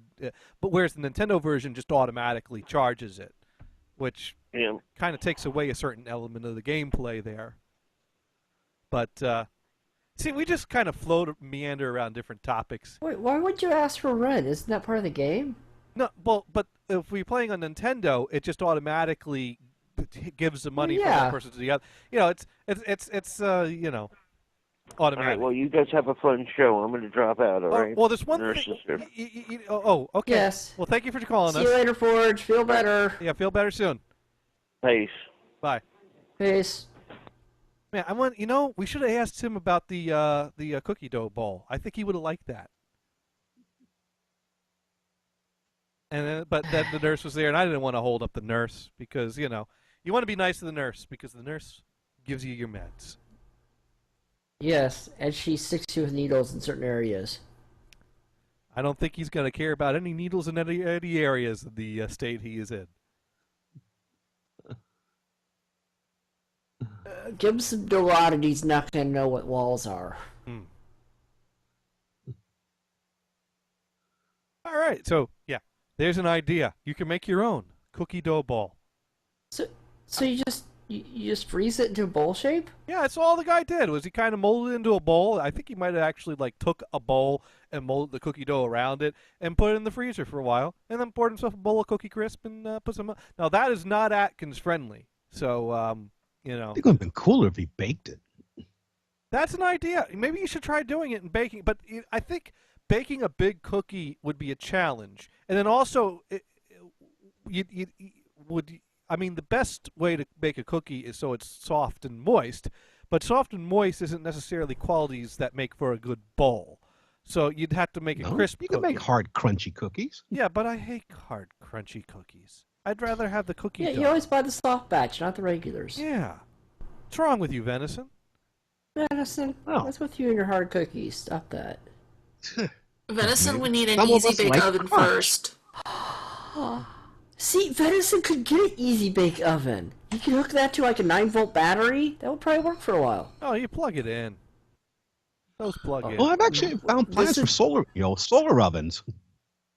Well, duh, I sent you a plan of that like 2 years ago, Venison, but you said no, that's not going to work because you said that's not going to work because New Jersey doesn't get sun. That's what you told me. Wait, hold on a second. I've grown up in New Jersey. I've grown up in New Jersey. I recall there being a sun there. He said, no, there's no sun here. It's not going to work. I'm like, oh. That day? Okay, Venison, That you know doesn't how make hard sense because I thought Jersey was the Garden State. If it wasn't for sun, it wouldn't be the Garden State. No, it's talking about mushrooms. Mushrooms grow there. They don't need sun to It grow. is the Garden State. New Jersey has the best tomatoes and the best corn. And it's because they have sunshine. Damn right. All that sunshine that grows those tomatoes. And Mars, mushrooms grow on venison. That's I thought they grew in dog poop. Oh wait, never mind. No. Oh, so are you saying that venison is shit? No, I wouldn't say that about Venison. I just say he needs to go outside when it rains a couple times. With a bar of soap. With a bar soap. Now, that situation's taken care of, thank you. You shower. Preferably outside the rain? antibacterial. Yeah, but the antibacterial will be. You might want to get some dandruff the yellow soap? shampoo. Or Here comes the sun, Gators. yeah, I figured. Actually, speaking of antibacterial soap, they now have it in lavender scent. Dial You should never use antibacterial Well, there you soap. go, It's Venison. not good for you. You could smell like a chick. Ooh. No. Venison, you should smell like a chick. Maybe you'll get it. Maybe you'll get a boyfriend. Yeah. No. A sugar daddy. Maybe Skylark will be more attracted to you. You need to go. Find yourself a rich guy. They have the mansions over there. You should go to the mansion. Old Hi, rich I smell guy, like it's about lavender. to croak. Leave it all to you. Yeah. There you go. Yeah. I think that's about the best solution. Yeah, right. We're looking at right now. There you go, Venison. Yeah, unfortunately, a friend of mine who actually did introduce me to one of them rich guys up there did some rather unsavory things, which I was about to turn his ass in for. But no, you have to do that sometimes to get the riches, Venison. Not that way. Sorry. Yeah, he could give you a pearl necklace. There you go. Ew. And then he can get you some jewelry. Yes. Hi-yo! Yeah. Nice. Not happening. All right. But there's plenty You of just such haven't guys. experienced the fun of a butt plug. Oh. You're Actually, probably to you're make them right. vibrating now too. Wait, Neo, you have? No, I haven't. But I hear that it's amazing. Oh. What, you haven't tried it on your boyfriend there? No, I haven't. We still need to get him on the line and hit him over the head with a clue No, bat you one of these don't. days. We gotta hit him over the head No, with a... you don't. Hey, guy, you got a green light. Time to move things along here. No. You've been wasting your time with that internet porn way too much. Real deal waiting for you. Yes, I don't there's think a he butt does plug in internet your porn. future. Oh, he does. What? He has If to he's do if internet he's not porn. doing you, he's doing internet porn. I don't Wow. think And if he is doing you, he's doing internet porn. He does watch anime that has stuff in it. There are two types of guys. Those who I watch. know he likes eroge games and he likes ecchi. I understand this. There's two types of guys. Those who look at porn and those who lie about it. Well, he's probably lying about it. Right, he's lying about he doesn't because he really does. Yeah. And I am one of those strange females that like porn. Hey, my wife likes Okay. porn. Nothing wrong with that. Yeah. What's wrong with porn?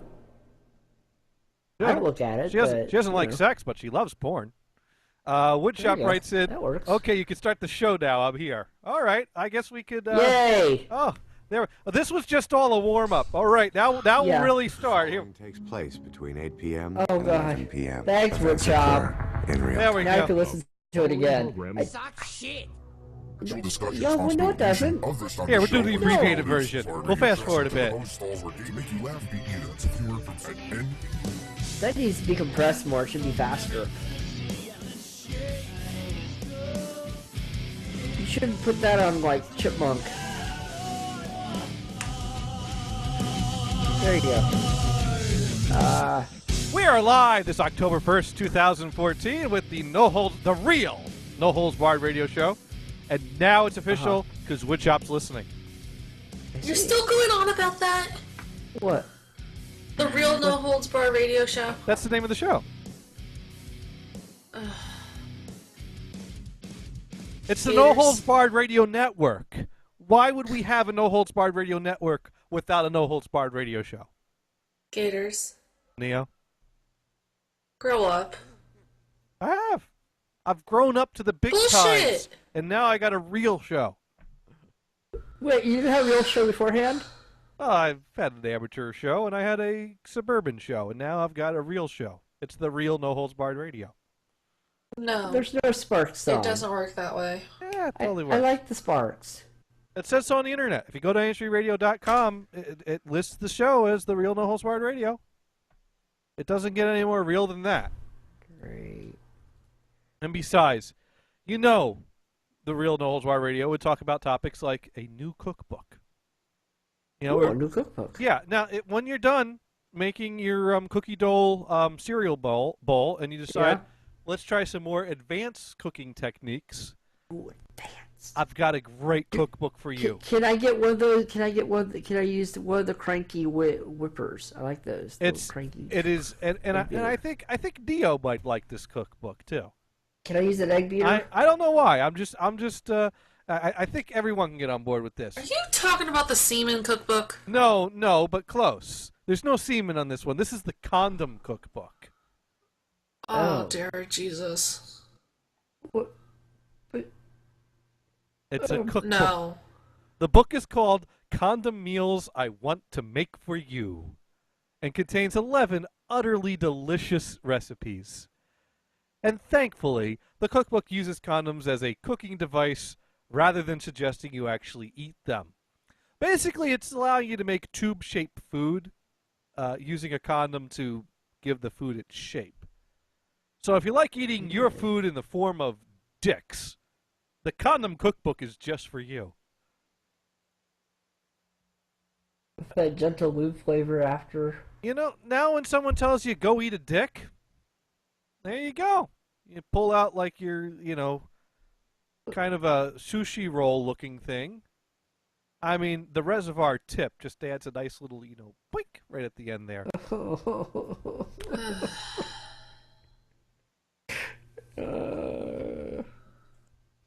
Why? The book features recipes such as condom escargot, cooked with butter. No! No, that's nasty. Condom cookies. Do you want and my personal favorite, condom jello? condom meat stuffing. How did I figure? Nice. Condom meat stuffing. Yes, condom personal meat favorite. stuffing. There you That go. explains everything. What about meatloaf? You can make a meatloaf in there, right? Well, I'm thinking that's kind of what kind of meat stuffing is. You stuff the condom with meat and you cook it. There you go. Meat dick. Do you put like the ketchup on top? Because that wouldn't look right. Maybe that's more of a mayo type of thing. Ugh. You spurt, you could fill the meatloaf with a mayo center, and then as it cooks, it spurts out. No. Maybe. Gators likes meat. Maybe. What? Just don't put your squeezed cheese inside it. It would not be good. No. I don't know what's making me sick. What? The idea of baking things in condoms or my rock star. Probably the condoms.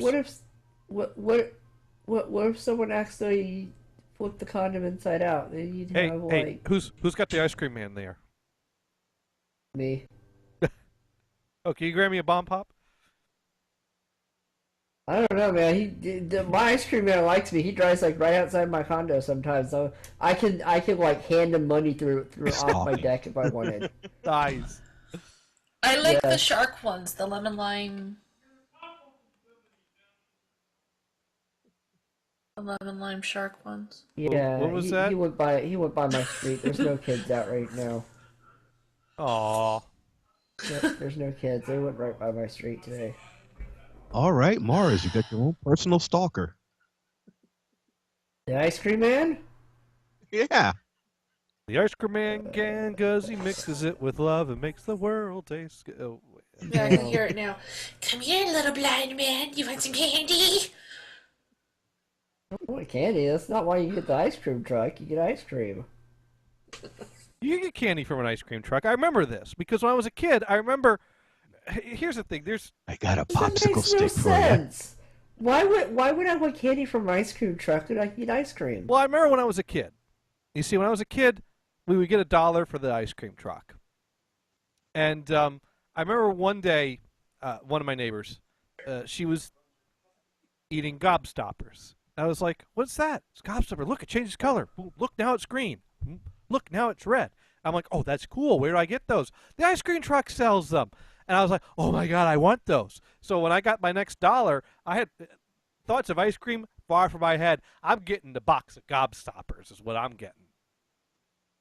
So yeah, I used to, there were times where, screw the ice cream, I'm getting gobstoppers. Then my parents would get all mad, like, "I gave you that for ice cream. Why are you buying gobstoppers with that? Get the ice cream. You're supposed to want ice cream." I don't see a reason to buy candy. I could go to the store. Well, I could go to the store and buy ice cream too, I guess. Oh yeah. Yeah, the ice cream man that used to come around my place, I'm living in San Jose, would sell chips, soda, candy, ice cream, all sorts of things. Sometimes knives and guns to the right In people. Crescent City or San Jose? Wait, what? San Jose. Oh, okay. Yeah, knives and guns. Yeah, that's fine. this one ice cream man got caught for selling some illegal stuff. Neo's ordering the weed pops again. Dune writes in, "Holy crap, that was creepy what Neo just said." What? I don't know. We could be on a delay. You might have said something creepy a while ago for all I You're know. going to have to be more specific. Oh. All right. But yeah, like I used to get ice cream and stuff. Oh, and then there was the Mexican guys that pushed the carts that had the I get those. Pidwell chips. Oh, see, they used to sell those on my street where I live on the other at my other They're so condo. good. Yeah, I never buy those. I always bought the burritos or the taquitos. No, I bought. Oh, they're tamales. Oh my goodness, their tamales are Tamales. pretty good. Well, you know what? I bought. All these food suggestions we've had have left everyone wanting a snack, So go get your Yes, what snack are we getting? cookie dough and condoms. Ew. Ew. I'm kidding. All right, we're gonna go to we're at the halfway point of the show. So What if your meatloaf has ribs? then you're doing it wrong. Or you're doing it right. It depends on who you are. Okay, we're gonna go to a quick break so I can grab. Good, I have to take a poop. I'm gonna grab a mug of coffee. Mars is gonna go poop live on the air for our break. So I'm gonna start smoking a bowl. there we go. We're gonna go to break, and we'll be back.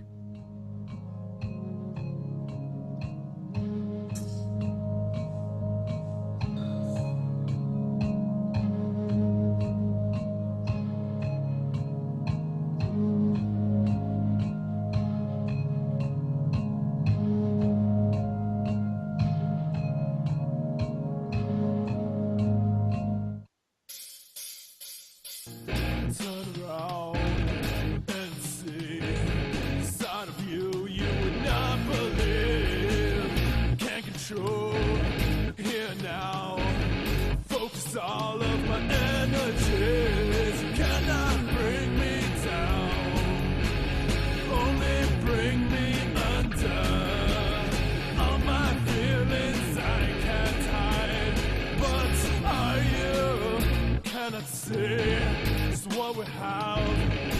haunted by these memories. Tell me now, what's to live? Killing all that's left of me. You cannot bring me down, only bring me under. All my feelings I can't hide, but are you prepared to lose control?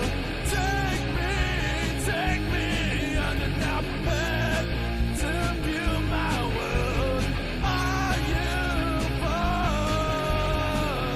I'm scared, persuade me that your love is all I need.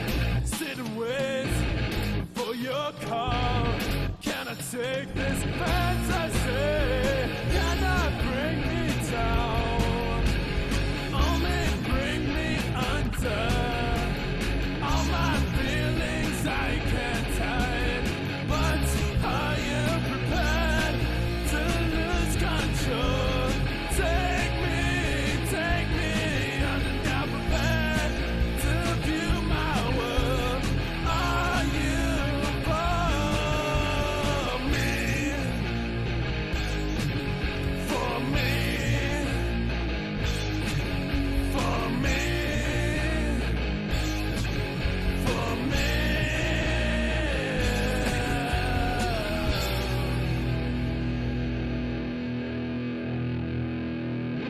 Are you still looking for that perfect joke? Well, look no further.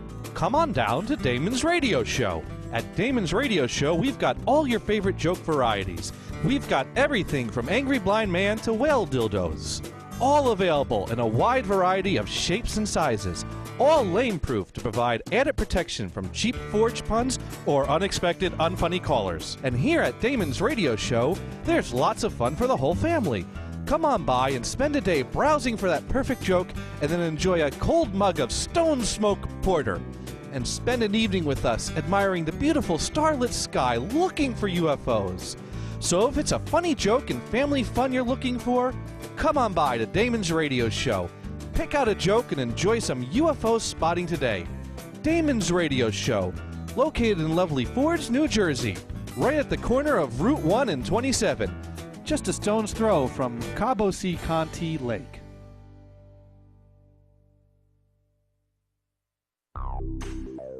Oh, no, you got that wrong. I love balls. Balls, all you need are balls. To succeed are balls, all you need are balls. All you need are balls. To succeed are balls, all you need are. Be sure to tune in to ADHD Radio, Tuesdays, 6 to 8 p.m. Eastern Standard Time, the most migga motherfucking addicting show on the No Holds Barred Radio Network. Balls, all you need are balls. To succeed are balls, all you need are balls. All you need are balls. To succeed are balls, all you need are. Do you know somebody that complains constantly about Dell, Asus, motherboards, Intel, printers, faxes, soda, and may possibly considering the fact that his own anus is conspiring to destroy all of his computer equipment? Worse yet, does this person constantly complain about massive PST files while sending 8-page emails? If you answered yes to any of the above, then what you need is the Jonathan Gators TLDR email filter. That's right, this innovative new program can take even a Gators rant and extract the few pieces of relevant content therein. Let's see how the program works. Firstly, let's take the average Johnny Gators email. God damn it, there is no code I can count on anymore. Where does the disk operating system overwrite? Right over the few meg that has the file I just deleted seconds ago by accident. Way to go, unnamed uncredited person that threw the code into a dumpster to be retrieved by Bill Gates. You were right to throw that away, it fucking sucks. Next time you decide to write shitty code, get a fucking paper shredder. My, what a steaming pile of bullshit. But let's see what the TLDR filter can make of it. Oh no, I broke my computer again. What a dick I am. The program then presents them in a 6-line format to maximize relevance with minimal waffle. As you can see, this new product is an amazing thing. And how much do you think it costs? $50? $100? Well, you'd be wrong. Because we're giving away the Jonathan Gators TLDR email filter for free. Because, let's face it, it's an act of fucking charity. So pick up a copy of the Jonathan Gators TLDR filter for your email client today. The average user claims that they save up to 6 to 8 hours worth of productive time per day when they don't have to read Gators mail. The Jonathan Gators TLDR filter. The most exciting new productivity tool in the world.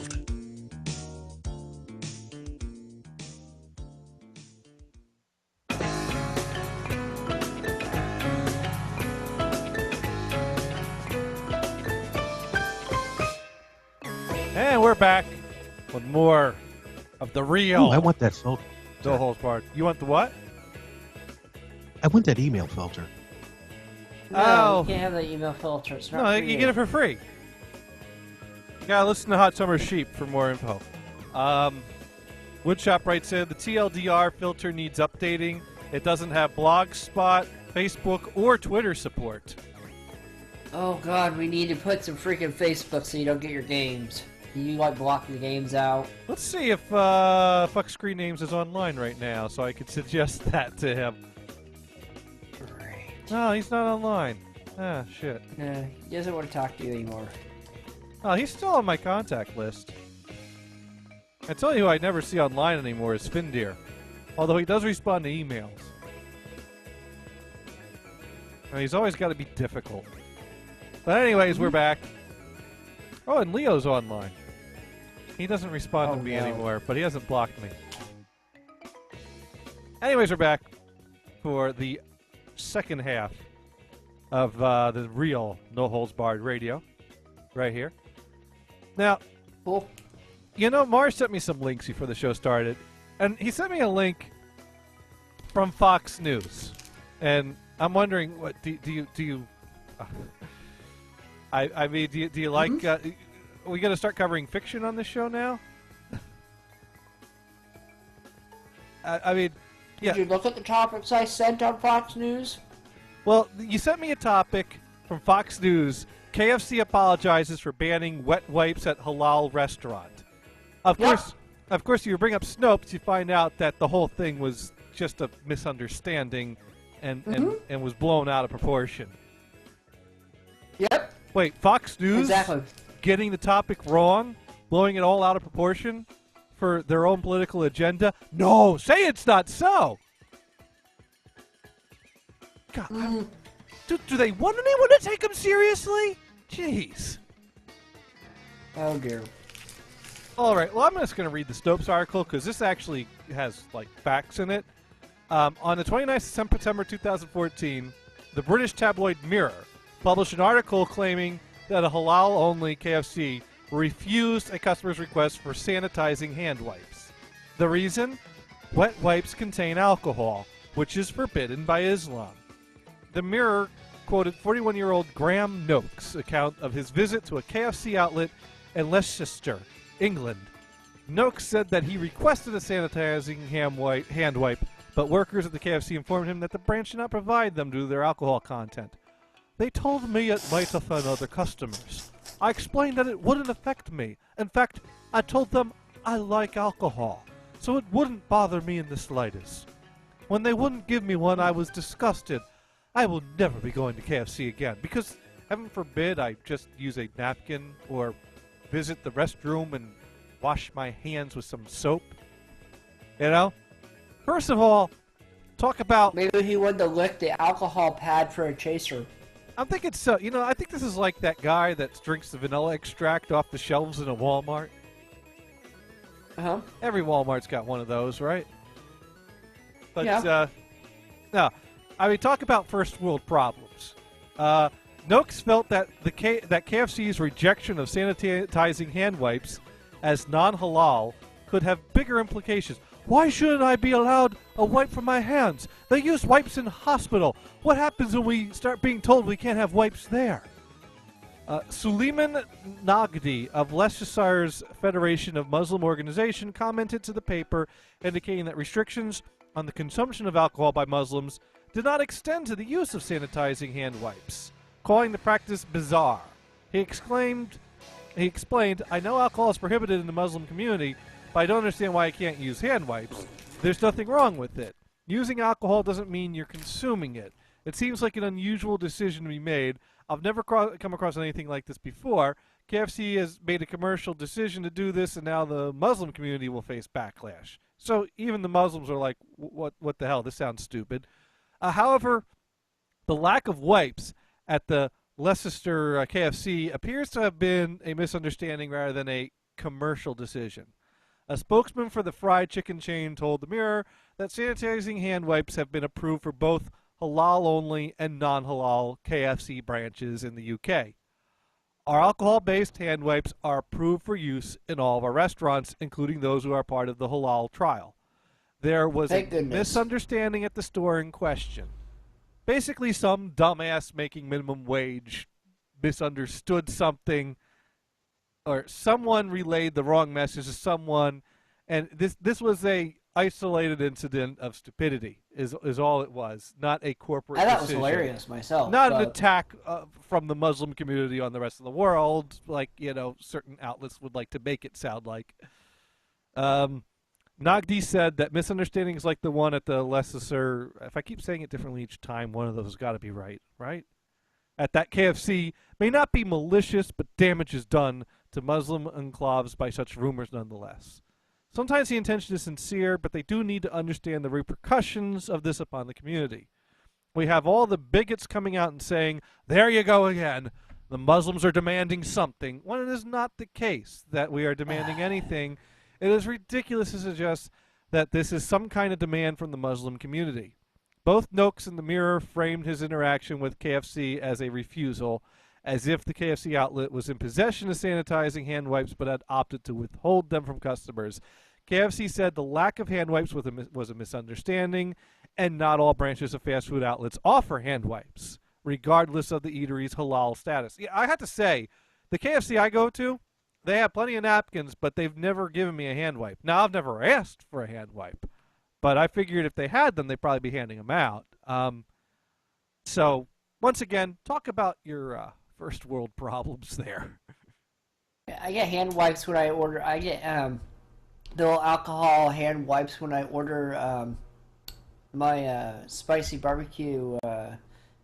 The wings that I get from the Wingstop over here. They send those to me. They just put them in the box and I get them. Dune makes a valid point here. So if he paid $50 an hour, he would not have made the mistake. I guess you could see where I was making a comment that would suggest that, but no, I was just making a dumb comment that I think even if you make $50 an hour, you could make a mistake. Who knows? I think you'd be more careful, but you might make a mistake. I was just going, dumb minimum wage person, and maybe that was irrelevant, and maybe it was, what? I don't think out everything I say. What? I'm shocked, Gators. The point is, it was someone that was low in the totem pole that doesn't know what's really going on at the company. And maybe he was fed some misinformation, or maybe he misunderstood something, or maybe that's what he had assumed. I don't know. And besides, it was in England, so he wouldn't be making any dollars. He'd be making pounds.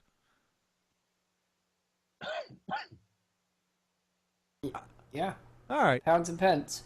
I don't know. I just found it funny, the misreporting that went on. A couple extra quid, Well, why is a real news outlet picking up a tabloid story? Anyways. I don't know. I thought it was hilarious. That's why I sent it in. I'm like, that's kind of interesting. Because, honestly, even if it was, contraband to have alcohol prep pads or something at a KFC, you don't really think about that. You just think, okay, it's hand wipes, and you don't. The standard person would never think about something like that. I mean, honestly, when was the last time you picked up an alcohol prep pad and say, yeah, this is against something? Either they hand me one or I grab what's there. If I haven't been given a wipe, I use napkins, and if napkins aren't adequate, I go to the restroom and hope that there's some soap in the dispenser. But that's kind of so. It makes me wonder, how did a conversation even take place at KFC along the lines of, what do you mean you don't have a wipe? Oh, we're halal only, so we don't have them because of alcohol. That to me, that's kind of weird that they got that idea. I wouldn't make a big deal about it. Even if I was asking, I'd be like, oh, okay, well, whatever works for you guys. I go to the bathroom. For another reason. What if they go to the doctors and have to get a shot for something? You know how they just take a little cotton wad and rub the area down with alcohol as a disinfectant before you get the shot? Do they complain about that? Based, though. No, I think that's medical based, though, Dennison. I don't think they would have a problem with that. It's rubbing alcohol.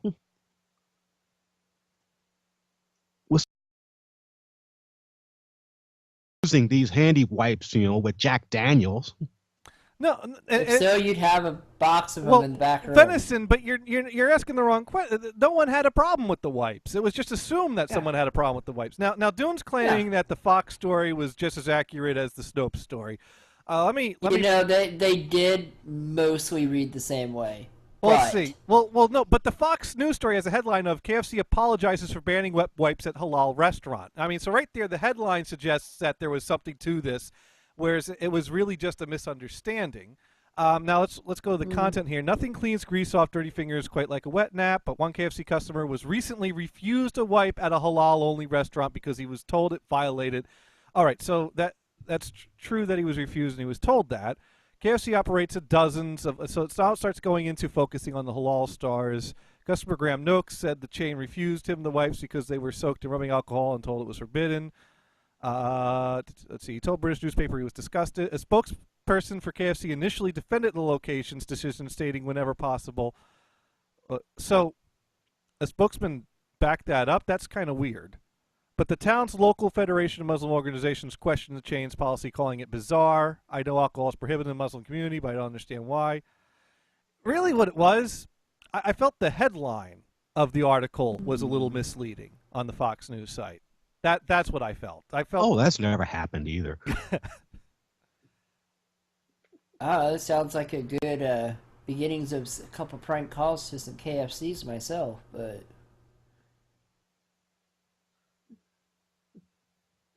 I wonder if people of the Jewish faith were ever this nitpicky or vocal. I don't know. The bottom line is it's a first world problem. Yeah. I just thought it was kind of a cool story and kind of interesting, Yeah. You don't think about certain things that might affect others. I mean, it didn't, but it might.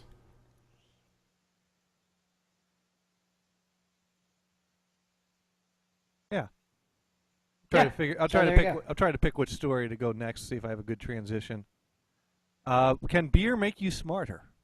That looks interesting. Actually, I have a similar article myself. Mars picked an article about if beer can make you smarter, and I picked an article, 5 reasons why beer is good for you.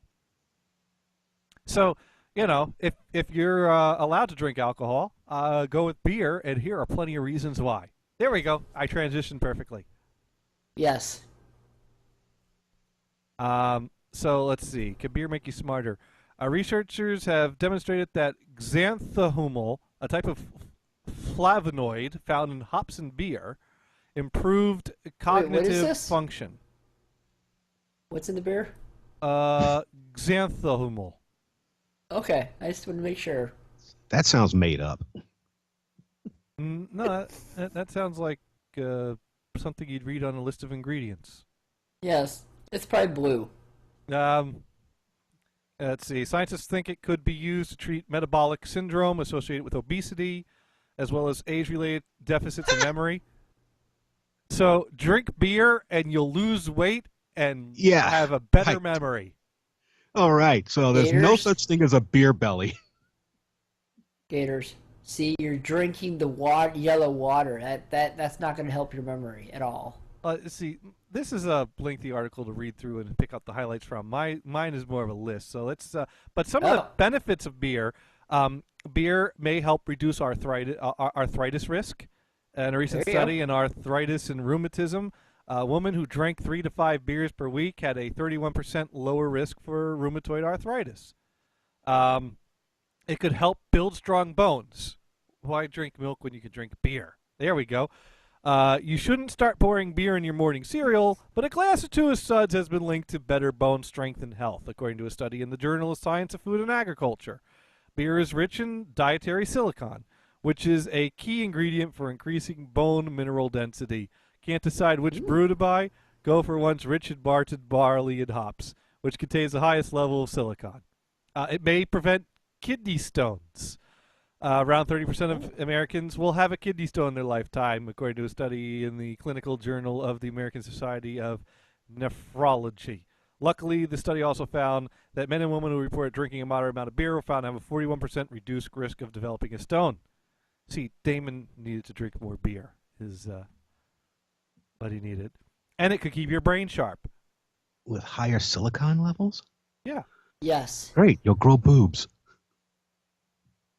No venison. No. You'll poop glass. That's what's going to happen. Where are my records? I'm just teasing. Dang! I'm just teasing. Dang, he's calling you out. You haven't even turned on your mic yet. Hey, right. We have that kind of friendship. We can bust each other's chops like that. Gothard has just joined the room. Hi, Gothard. A.K.A. the guy who is withholding the box filled with vinyl. A.K.A. the guy who can't find a post office. A.K.A. the guy with the Paul Simon tape. Better watch out. I'll stick that in the oven. Yeah. Then I'll send it to you. A.K.A. the guy that doesn't have a working mic. Aw, poor Gothard. Poor Gothard. But, anyways, let's see. It could keep your brain sharp. That worked. Oh. Yay. Yay. For some reason, it was defaulting not to my microphone. Oh. Nice. So if you played music, we would have heard that. Heard of what? Well, it wasn't defaulting to your mic, so it was defaulting to your sounds, right? Or what was it defaulting to? I don't know what it was defaulting to. Some stereo mix or something. Defaulting to your ass is what it was defaulting to. It was being asinine. So I decided to have Wendy's again and a rum and Coke. Oh, there you go. So any and it's Mexican rum. So I mean Mexican Coke and Maine rum. Oh, nice. So have you had any recent interesting field trips to a post office of any sorts that would make for interesting show content by any chance? They have one? What's this post office you talk of? I talk of, a place where, like, if you say you had a box filled with heavy black discs that you wanted to get to the other side of the country. You mean like records? Yeah, exactly. Yeah. You mean like the records you want me to ship to you? Yes, I'd really like those. Are they the same records you stuck in the oven? You really want those back, don't you? I really want I spent like over $100 in buying records. I'd like to enjoy them sometime while I'm still alive. You know what? Gothard, send it to him after Saturday. After Saturday? If I send it out this week, it will get to him maybe next week. Woodshop Right said, a.k.a. the guy who is gainfully employed in the area you wish you were. Oh, see? Gainfully employed running a projector. Employed is a relative term, I'd say. Well. Yeah, Gothard, you better hurry up and ship them to him before he decides to borrow them. Well, hey, you could... I am now the proud owner of a projector once again. Projector. Yeah, I bought a projector. Coworker found one at a swap meet or something like that. He was selling it on eBay for $75, got no bids.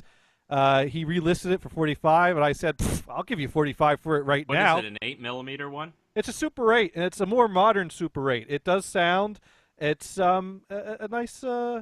I rather like it. It'll play silent just fine, but it does silent and sound Super 8. I think it's of an 80s vintage, and it takes the same type of power cord that you use on your computer. Oh, nice.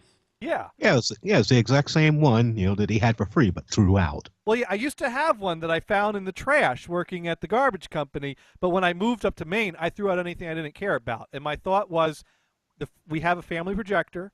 It's in the box right next to the box of the home movies. We do not need 2 projectors. I don't need to bring this projector with me because I don't have other movies to watch on it, except for the few reels I shot. Oh, I'll LBC. never need it. No, I'll never need it. And so I tossed it. But it would have cost like that much to ship it across the country here anyway. So whatever. I would have paid more in storage fees all those years than $45. So it made more sense to just throw it out and some years later when I wanted it again, buy another one.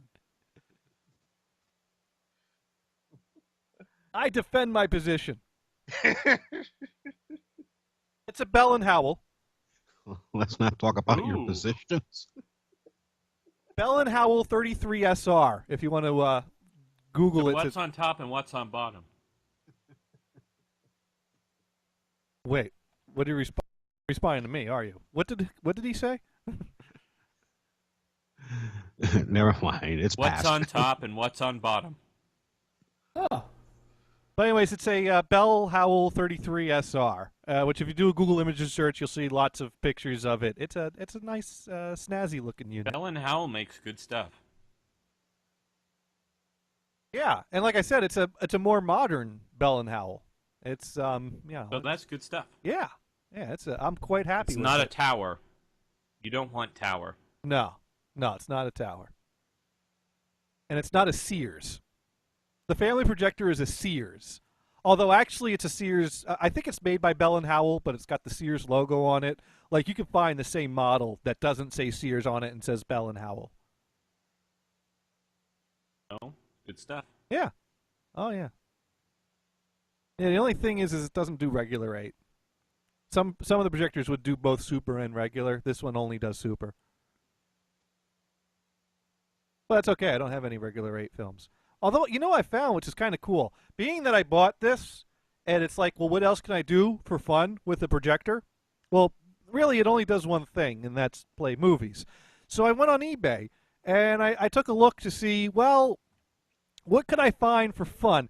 And you know what's interesting, and I'm not going to bid, but what I find really odd, people are selling their home movies on eBay. Well, I don't think it's theirs. I'm thinking that, they... Creepy. I'm thinking like maybe estate auction, and it's like, well, what am I going to do with these? Well, throw them on eBay. But yeah, home movies will end up on eBay at times. And I'm thinking, who wants to buy someone else's home movies? Bad porn. Well... Ooh. Well, this I found an auction that's got a bunch of reels of someone's home movies, but there are a lot of vacation home movies. And apparently they've got, some from Maine, some from New Jersey, some from Vermont, New Hampshire, Massachusetts, Arizona, Hawaii, from like the 60s and the 70s. Well, they made the movies, Gator, so you don't Cultural have history? to. And so I'm thinking, even though it's not your family vacation, vintage movies of like outdoors, different locations, I can kind of see an interest in that. Sure. You're watching a bunch of... I mean, there's a creepy element because you're watching this collection of stuff from this family that you have no idea who they are. But on the other hand, that's not what you're watching it for. I mean, I kind of thought, well, we got some... It's cultural history. We got some shots in Maine and some shots in New Jersey, and I've lived in both of those areas. That could be interesting. So it's got 0 bids starting at $19.95. Do I want to spend... You're selling your home movies? No, I'm not selling mine. Those are not being sold. Yeah, he'd get arrested. So you're buying somebody else's movies that are shot in Maine and New Jersey. I'm saying I'm looking at an auction, but I don't think I'm going to bid on it. I thought it was kind of weird that other people's home movies have ended up on eBay auctions. But I kind of see the appeal now that I found this. Okay, that was like a 3. That was weak. Wow. All right, no, I'll give it a 4. He's judging you. I'm not going for rating. I'm just going for relieving the pressure. So that's one thing I could do with the projector: buy other people's home movies and watch them. If I wanted to go into creepy territory, but no, that's creepy. Well, no, you could actually buy like cartoons, old animations, and things like that. You can actually buy like commercial Super 8 films, Disney animations, a lot of Woody Woodpecker, Marx Brothers, Abbott and Costello, things like that. And so I've kind of, I found a few cheap buy it now auctions just to, kind of Three check it out. Stooges. You should buy all the Three Stooges on Super 8. Oh, well, let me take a look. If let's see, Three Stooges, Super 8. Let's see what we got. Yeah, you should buy them all. Vintage Super 8 silent film slot. Three Stooges, Rails into Laramie, Abbott and Costello. There we go. Yeah, you can get some. The Three Stooges Spooks and Three Stooges Grips, Grunts, and Groans. Wait, did you say Spooks? Yeah, that's the name of the Three Stooges reel or episode. And it's got a starting bid of $9.99. Now, here's the thing. I suggested to Dune that maybe he needs to take up a new hobby because he is he's spending way too much of his time on his eye stuff. You know what? If I took like a bunch of my crap I have around the apartment here and don't need anymore, and I threw it in a box. Wants to take a bet that I can make Dune admit that he likes something that Jimmy Carter did. Oh my goodness! All right, I'm game. I like this idea. Yeah, really good luck on that. You can't throw that out there and not follow through. So okay, Gothard, go ahead. You know what Jimmy Carter did? That's awesome. What did he do? Allow you to homebrew beer. That is pretty fucking awesome. He was the president that allowed that to happen. Okay, I'll give you that one. And it makes you smarter. Yeah. He was helping the nation become smarter. And have better health. Yeah. Yeah, and I'm sure you brought this fact up because I do know that Mike is brewing beer. Or has brewed beer because he sent me a message on Facebook trying to lure me back to Maine. It's actually quite good. Yeah. It's not quite ready. It needs to sit a little while to be perfect. Oh, that gives me time to plan my trip then. We have some hard cider. Oh, you visited Dickens Fruit Stand then? I actually visited, I don't know what fruit stand he got it from. I visit my friend Emily's fruit stand. Up in Dixmont, Maine. Up in Dixmont. There we go. Just a stone's throw from Quite Cabo literally up in Dixmont, Maine. So it's not really a stone's throw from Cabo Sicati Lake then? Oh, it is a stone's throw from Cabo Sicati Lake if you have a very large trebuchet. Pumpkin chunkin', that's all I have to say. There we go. But, Mike sent me a message on Facebook going, hey, I brewing the beer. Not as good as I see it, you need to visit the chair on fire, though. That one was funny. Well, where am I going to sit now? On the ground? There's other chairs. I know, I'm just teasing. There's a ground. I think he just wants to lure me out there so he could try to break the tape measure out. No, I don't think that's any part of it. Well, once we drink in the beer, you know the conversation is going to go right back to the tape measure because he didn't do it yet, did he? Or has he done it now that I've not been around? You want me to measure it and tell you? No. He wanted to measure it and tell me. I don't want. Okay. I didn't take his pleasure. I didn't want anyone to measure and tell me. He wanted to brag about it. I wanted to bring the conversation to a conclusion. Well, it was funny. Yet here you are, still bringing it up. It was funny. Yeah. It was a funny conversation. It was funny. I'm not going to bring it up around him, but I'll bring it up again. Actually, I think it's you that would be bringing it up. Yes, you want to bring my dick up again? No, I do not want to bring. No, So about Dune and his. If I took a bunch of my random crap around here, threw it in a box, and labeled the box "I crap," I could probably get at least $100 from Dune for it. How about Iraq? Or a good laugh. I think Venison needs an Wi-Fi is what he needs. Yeah, he's using again. Heaven forbid someone uses their own Wi-Fi.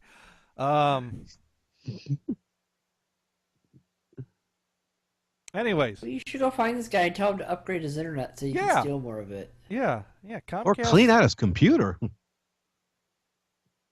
Yeah. But anyways, yeah, you can get Three Stooges Super 8 films. Let's see. Oh, here's a lot of 2 for $18. Let's see. Here's one that's got a buy it now of $7.50. There you go. There we go. Yeah, I already bought a few lots of some animated stuff. I figured, Kristen would like it too. Oh, good. You can watch some movies. I found a few cheap lots that I found someone that had like 7 reels they were asking $50 for, and I thought, nah, if I give 5 for each, that's 35. So I offered him 30, and he came back and offered 35, and it's like, yep, that's exactly what I was shooting for, and that's how you submit offers on eBay. I don't use eBay. But I like G-Bay or F-Bay. Although, you know what? I have to say, here's something. You want to hear an example of how I'm a bit sick when it comes to quad collecting? What? Well, what have I always stated is my limit where the line is drawn when it comes to purchasing quad stuff? $1,000. No, I'm not talking about price. I'm talking about stuff that I would actually purchase for my collection. Where's the line? Marvin Gaye. No, I buy Marvin Gaye.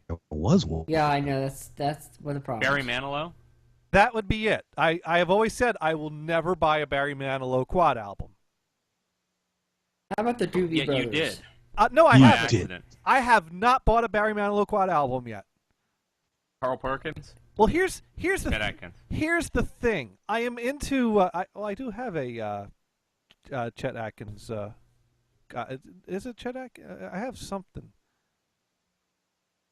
Yeah, I think it's the Chet Atkins Super Pickers quadrants. But no, well, here's the thing. I'm also into buying challenges, like trying to figure out what can or can't be done. And so there happens to be a quad album that is rather scarce, that is infamous for having a track on it at the end that is unable to be played back properly in CD4. And that's the type of thing that makes me go, how could I make that unplayable track playable? That's like stress test material. And so now apparently the brought Barry Manilow in German, didn't you? Apparently the JVC CD450 with its filtering enabled can play it back properly. But I'm not sure I completely buy that, because I know that the last cut on side 1 of the Captain and Tennille quad album has issues playing back properly. And so I asked my friend that has a JVC CD450 to play back his copy of the Captain and Tennille last track on side 1 and send me the file of how that plays it back properly. And I found the filter was basically just blending the front and the back channels to try to cancel out the things. So it basically made it not actually decode. So that, to me, does not mean it's being played back properly. But anyways, this album that has been infamously talked about as only being able to be played back properly on a JVC CD450 happens to be Barry Manilow's This One's For You. And Is it in German? No, it's not in German. And there is one on eBay now. Are you getting it? Are you going to buy it? I'm thinking of placing it. You just buy the center part of the record. I like your thinking. I'm thinking of bidding. Oh my God! How much? Well, right now the bidding's at $20. I'm probably not going to bid much because, let's face it, I hate it. That's too much. Well, it's stress test material. I could see maybe spending $30 for it because it would hold at least that much value, and I could resell it after I've played with it some. That's what she said. It's a rarity.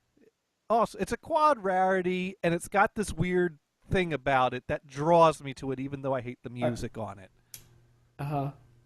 Mandy. Although the thing, Love you. It's not even the album with Mandy.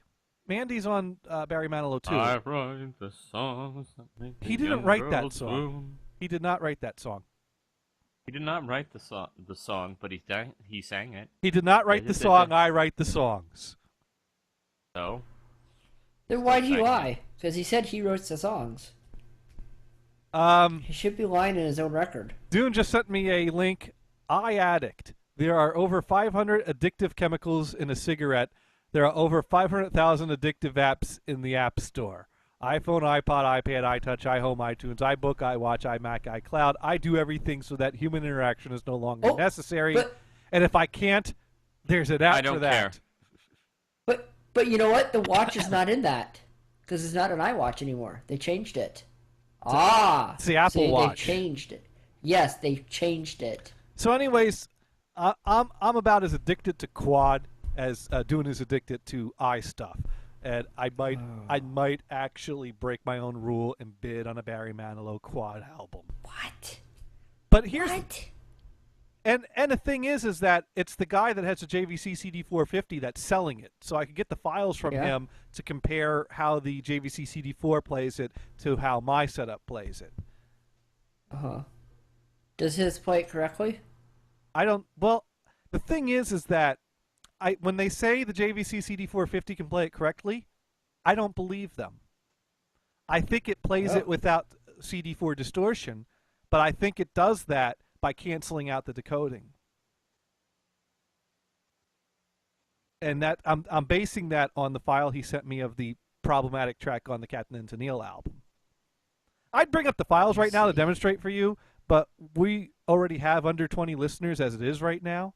What? So I don't want to chase the rest away. And besides, we only have 45 minutes left of the show. Woodshop writes in, you can What? Yeah, I'm going back to a 3-hour format.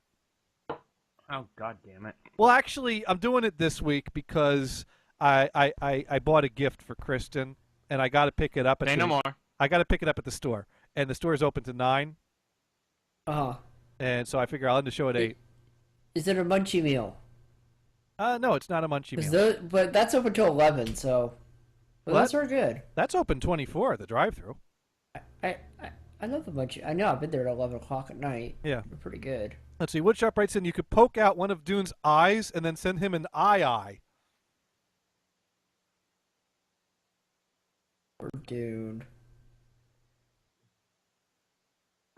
They're discontinuing the eye line. It's going to go back Yeah, to that's the Apple Apple stuff. thing. So they're going to... No, it's all Apple shit. They're going to make Apple phones then? Yeah. So what's the deal with Windows 10? What happened to Windows 9? I've tried installing it on my netbook. It doesn't like it because it's an Atom processor, but I might... Well, yeah. They've announced the next version of Windows will be Windows 10. They've not They're said trying to get away from the. They were trying to get away from 8, and one step wasn't enough, so they went 2. Well, here's the thing. I think they've made a huge mistake, and here's why. All right, and this all goes back to Windows ME. Windows ME sucked, right? It sucked. Well, yeah. Whacked Out writes in, going back to 3 hours? Hell, this is the shortest Gators show so far. Okay. Pretty much. I used to do 3-hour shows. No, you know what? Next week we'll be back to our normal format. But like I said, this week I bought a gift. Threaten people. I bought a gift for Kristen. You should have said Mars is. I could have been your scapegoat, Gators. I could have been your scapegoat. It worked out good last week, so I figure we'll do it again this week. Besides, I like to keep Damon on his toes. Anyways. Yes. No, actually, honestly, it was a case of I wanted to buy a gift for Kristen. Yay! I didn't have time to pick it up on my lunch break, and I don't have time to go after work, and I wanted to do this today, and so so I placed the order. I just need to go pick it up, and the store is open till 9. All right. Anyways, what was I saying? Oh, you're saying something about something. Fucking made me lose my train of thought. I was saying something that I was going to get back to saying. I was talking about Barry Manilow quad. You're buying it for $20. No, the bidding's at $20 right now, so I'd have to spend more than 20. It's got 1 day left. Ooh, I got to remember. Oh no, you're stopping on this because we got 45 minutes left, and you're gonna keep going.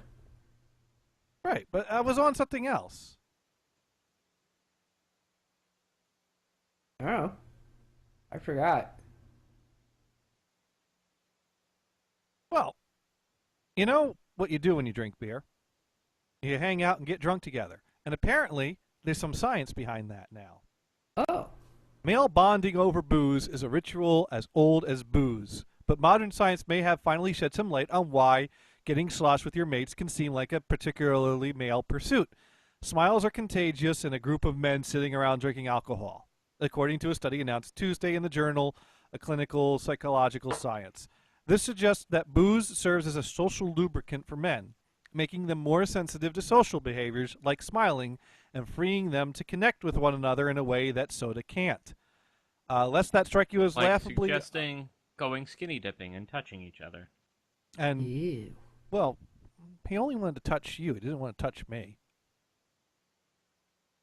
He just wanted to brag to me about you. And your anatomy. That's adorable. And your perfect ass. And your huge dick. And, you know, all that stuff that he really likes to talk about you. You Apparently see, I've made a good impression when you on talk, my boyfriend. It's funny, the difference between how you and Mike talk about each other. You came out here, you tell me about how Mike roasts coffee beans, brews his own beer, is into photography, and developing his own film, and all these cool things that he's into doing. And how he's a cool guy to hang out with.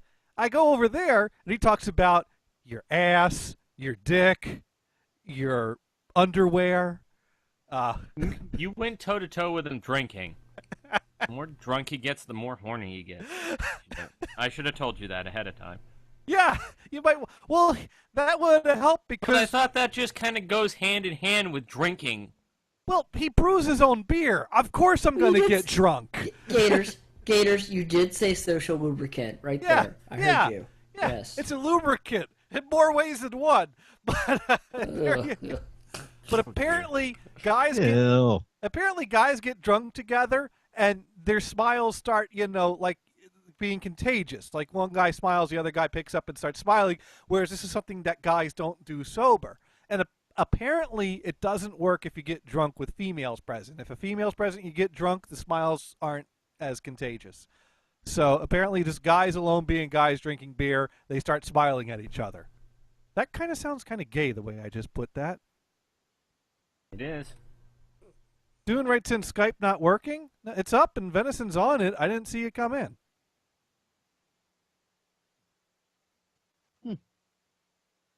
I don't know. It's working.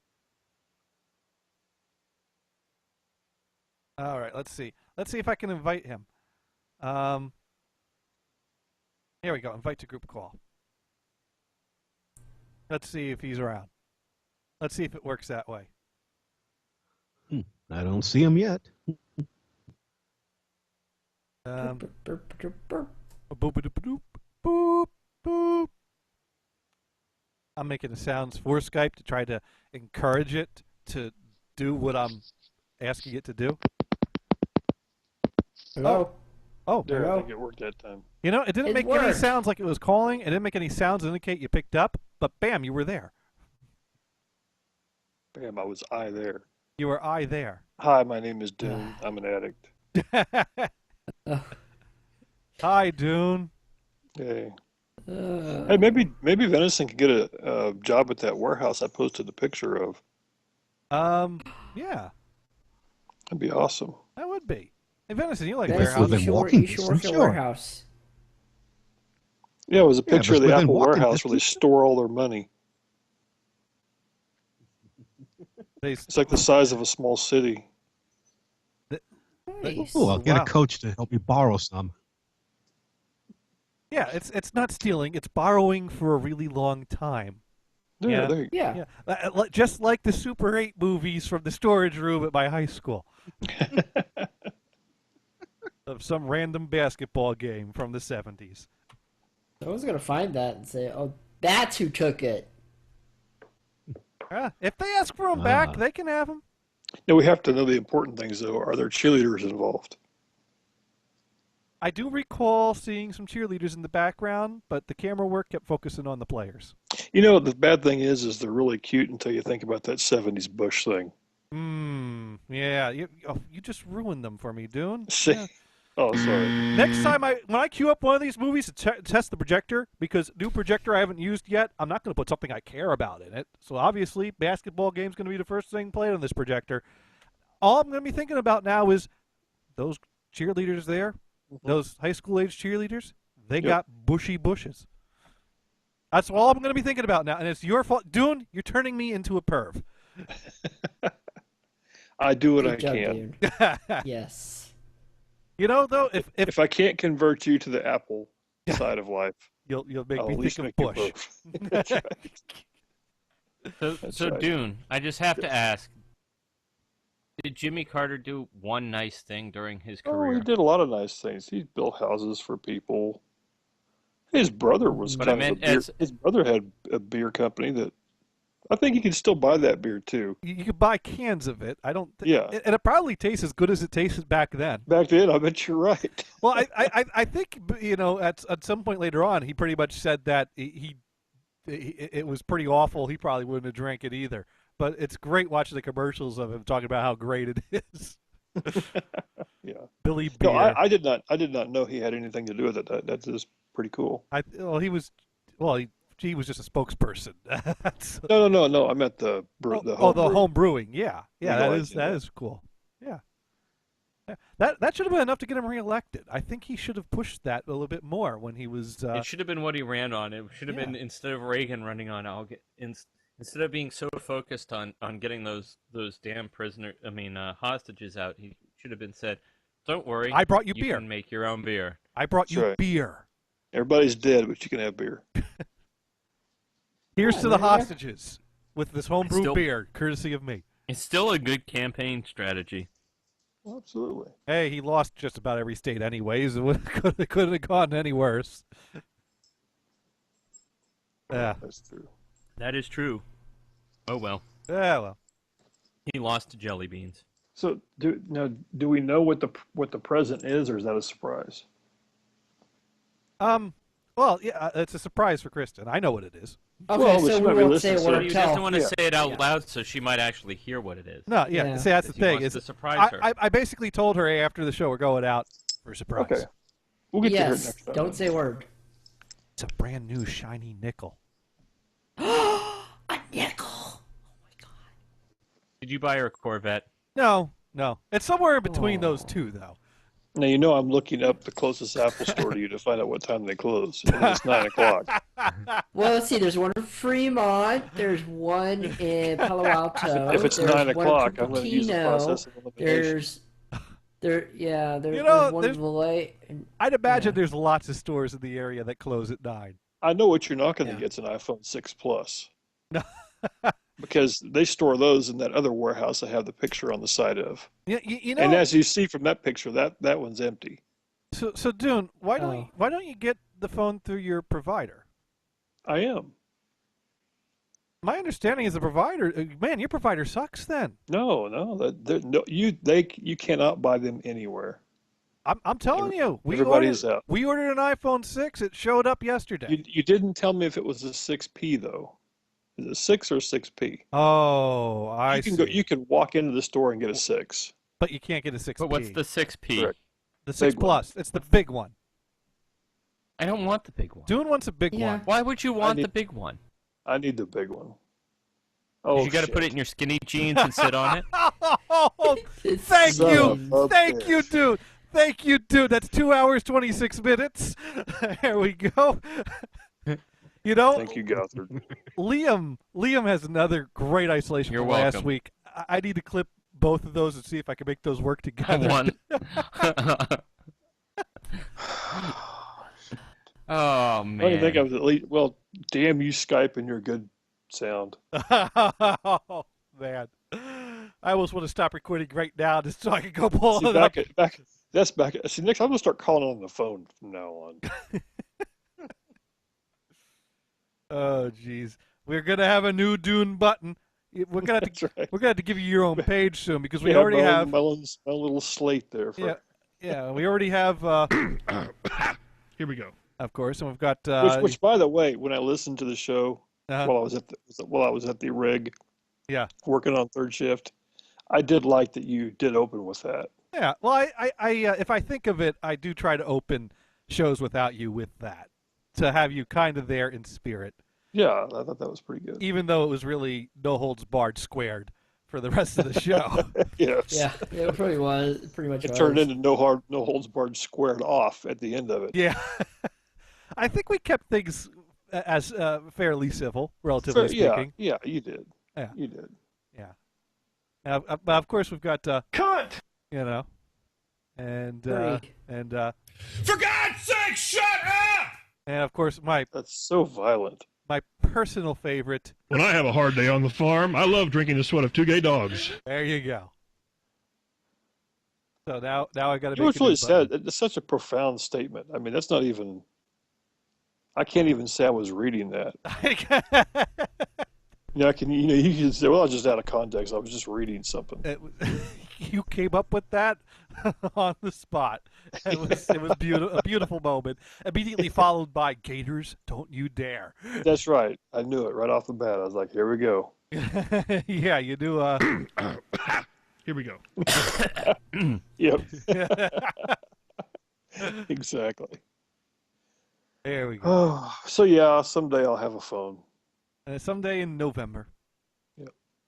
Well, that's okay, because I pre-order audio stuff all the time, and it gets delayed, Like, I've got 2 pre-orders right now that have been delayed because I pre-ordered the 5.1 surround remix on Blu-ray of Yes Relayer, which I'm not even that big of a fan of that album, but whatever. It's a 5.1. I really was expecting Tales from Topographic Oceans to be next, but no, they went with Relayer instead. But we'll get that eventually. And I had to reorder the next big ass King Crimson box that's coming out because they're actually going to remix.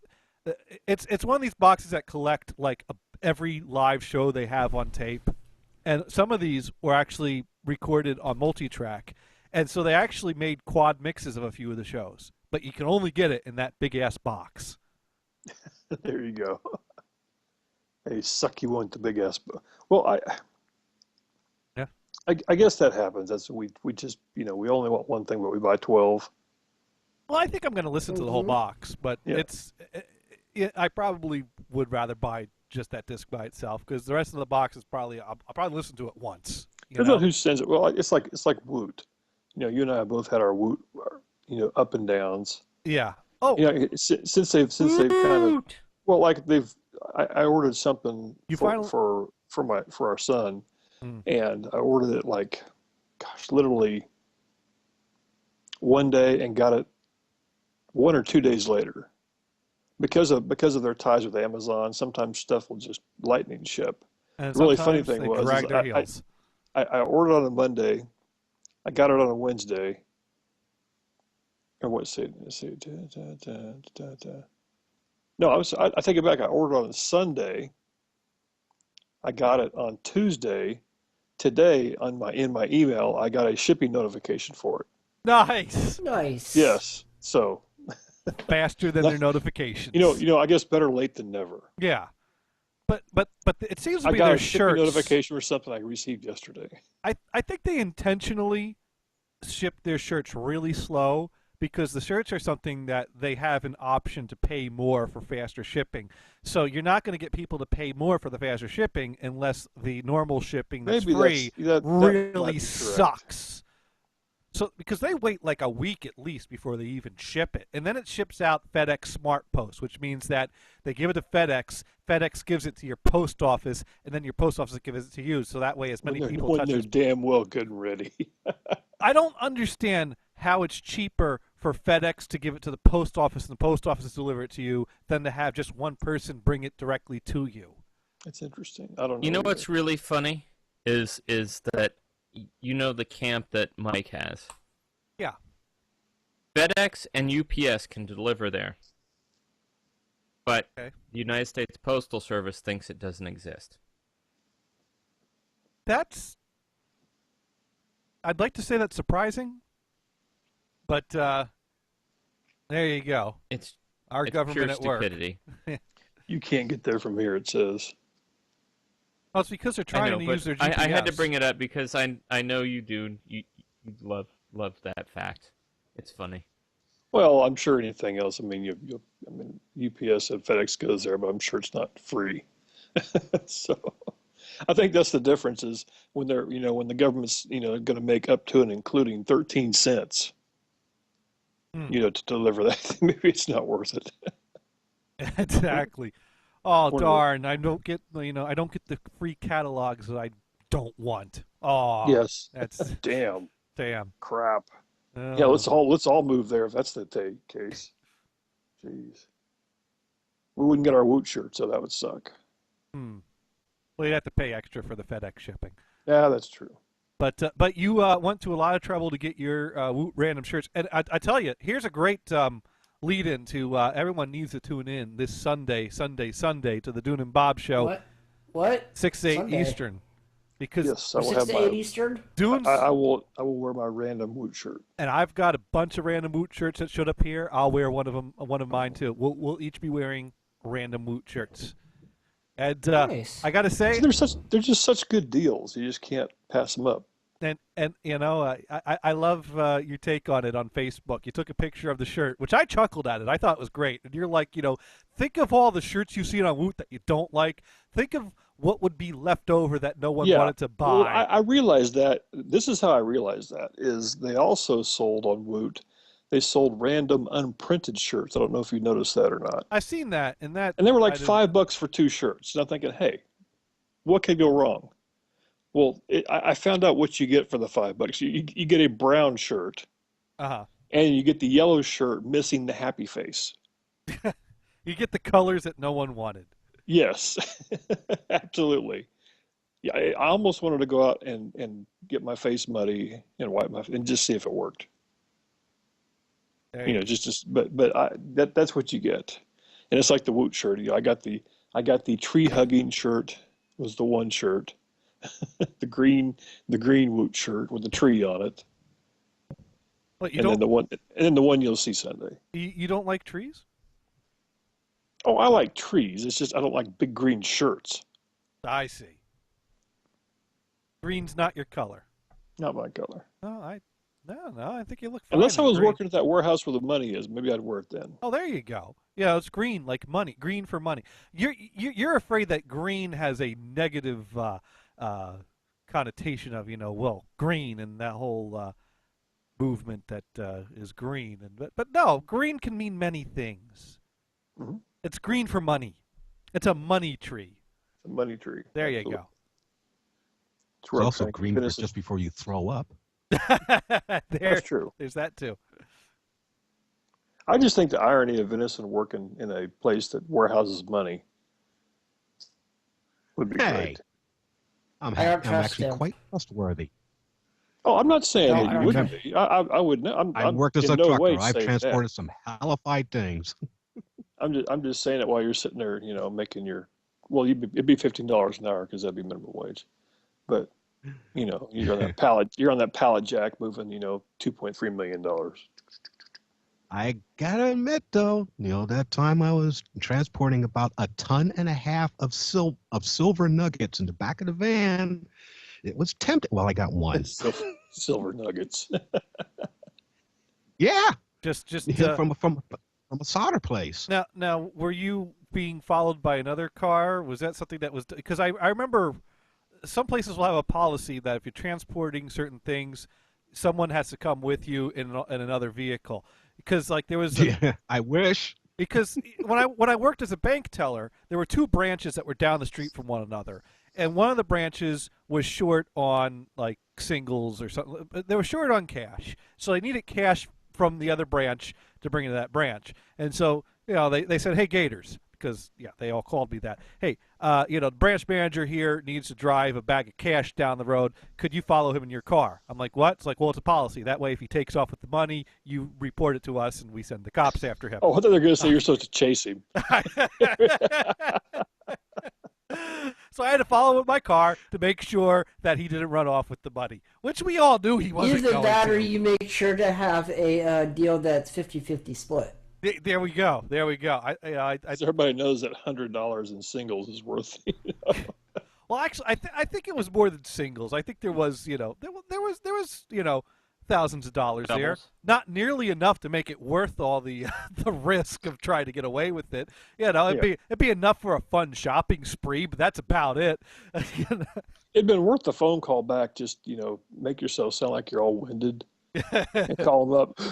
You're not going to believe this. I wish I had an escort for that painting.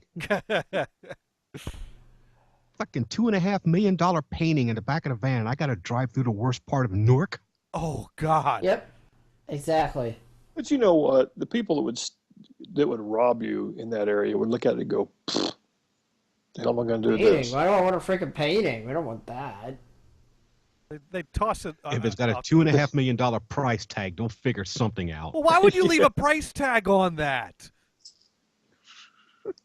They have a little sticker on the back of it, $2.5 Actually, million. what you do is you take the piece of masking tape and put it over it and put "make offer." They never touch it. OBO. Yep. That's just like when you put "free" on something out by your, out in front of your house, and it Doesn't matter if it's crap; they'll disappear. Well, if you go out there and put $50 on it, it'll be gone tomorrow. Sad but true. Sad but true. Like, oh, I was gonna make $50 on this. That reminds me of Gabe telling the story about how there was a spot that things would disappear from, and so he leaves one of his flatbed scanners out there. Next day, it's still there. So he put like he found the cables for it and the disc for it, added that out there. Still wouldn't disappear. No one wanted the scanner. Woodshop writes in, will there be a random Woot shirt change every break? A costume change, if you will? I could do that. I know you could do that. Costume change. Well, just with the shirts that came with the last one, because See, I rarely ever buy shirts for myself. I always buy them for my wife, so I don't have that many. Well, speaking of Gabe is going to be doing a podcast soon. What? Him and he's doing a Gabe cast? Yeah, there's going to be a Gabe cast coming soon. Apparently, him and a friend are going to start doing the podcast. Has anybody broke the news to you yet? I don't know because him and a friend. I don't know who that is. So I haven't listened to the show because it's at 7 in the morning. The artist formerly known as. No, I think Addie and Gabe officially broke up or stopped doing their show. I think because I remember there was an announcement of only so many shows left, or there was going to be the last show for good or something like that. No, I thought it was going to end right before December or something. I was going to say I think they said they had. Oh, I don't know. A few left. I haven't been keeping track. I know at some point they said it was wrapping up, and I figured that's been a while. It must have wrapped up by now, but I don't know. I'll have to ask Gabe. But Gabe started asking me for tips for, being able to do a two-person podcast and have it sound like they're both in the same room. Why do you want tips from you for two-person? Because see, I'm used to like a lot of people, not just two. Because I know my shit. That's why. Oh, the hell are you trying to imply there? You do a show with just two people? Don't ask me how to do simple video editing. Yes. Nice. Yeah. There we go. Oh, speaking of, now, is this a video thing he's doing, or is it just podcast? No. My supervisor, MP, she asked me, how could she do simple video editing? That just like take clips that she recorded on her iPhone or camcorder. Trim the edges of them a bit because sometimes there's stuff at the beginning and the end that's just garbage, and edit them together into one file and then burn it to DVD. And no, SoundForge is for audio. I thought you could do video in Audition or whatever. Well, yeah, but what do you export it to then? It doesn't really have the ability to render stuff, I don't think. How about Premiere Elements? Will that do it? Is that pretty cheap or easy to use? I don't know. You see, I'd have to figure it out, and then I'd have to, Have you just done a Google search? Well, the thing is, though, is that there's a lot of different elements of what she's trying to do here, because I'm sure I can find something that will easily edit video, but what format is it saving it to, and is that a format that is best for what she's doing? And then I'm sure there are things that will easily make DVDs, but how do you easily make chapters? Because if we're editing them into all one video, then where are our chapter points? And how do we get our chapter points from what we're editing into the DVD? And then plus, how do we make a menu in the DVD? And do we want slides, or do we want, titles? And then we got to title everything and type them out. You see, there's really... coming up with a simple way to do all this is not simple. I'm not know if I'm comfortable with the boss of an ID department. She's the boss of an IT department asking you questions like this. I think it's a setup. I think she wants to give you all the stuff so you could do it in Vegas for her. She doesn't need to set me up for anything. If she wanted me gone, I would have been gone long ago. I'm thinking it's sort of like the whole whitewashing the fence. She's going to have you do the first one. There you go. And then go, you know what? I still haven't got this. Can you do this one too? No, I'm not doing that. Next thing you know, you got MP's greatest hits on your DVDs. Oh, great. Once again, it all comes back to me watching someone else's home movies. Actually, she found about your mob history. She wants you to launder the videos. This time, instead of watching the home movies of strangers, I'm watching the home movies of my supervisor. Is that more or less creepy? Why can't you be asked to do that for somebody like Hugh Hefner? I mean, come on.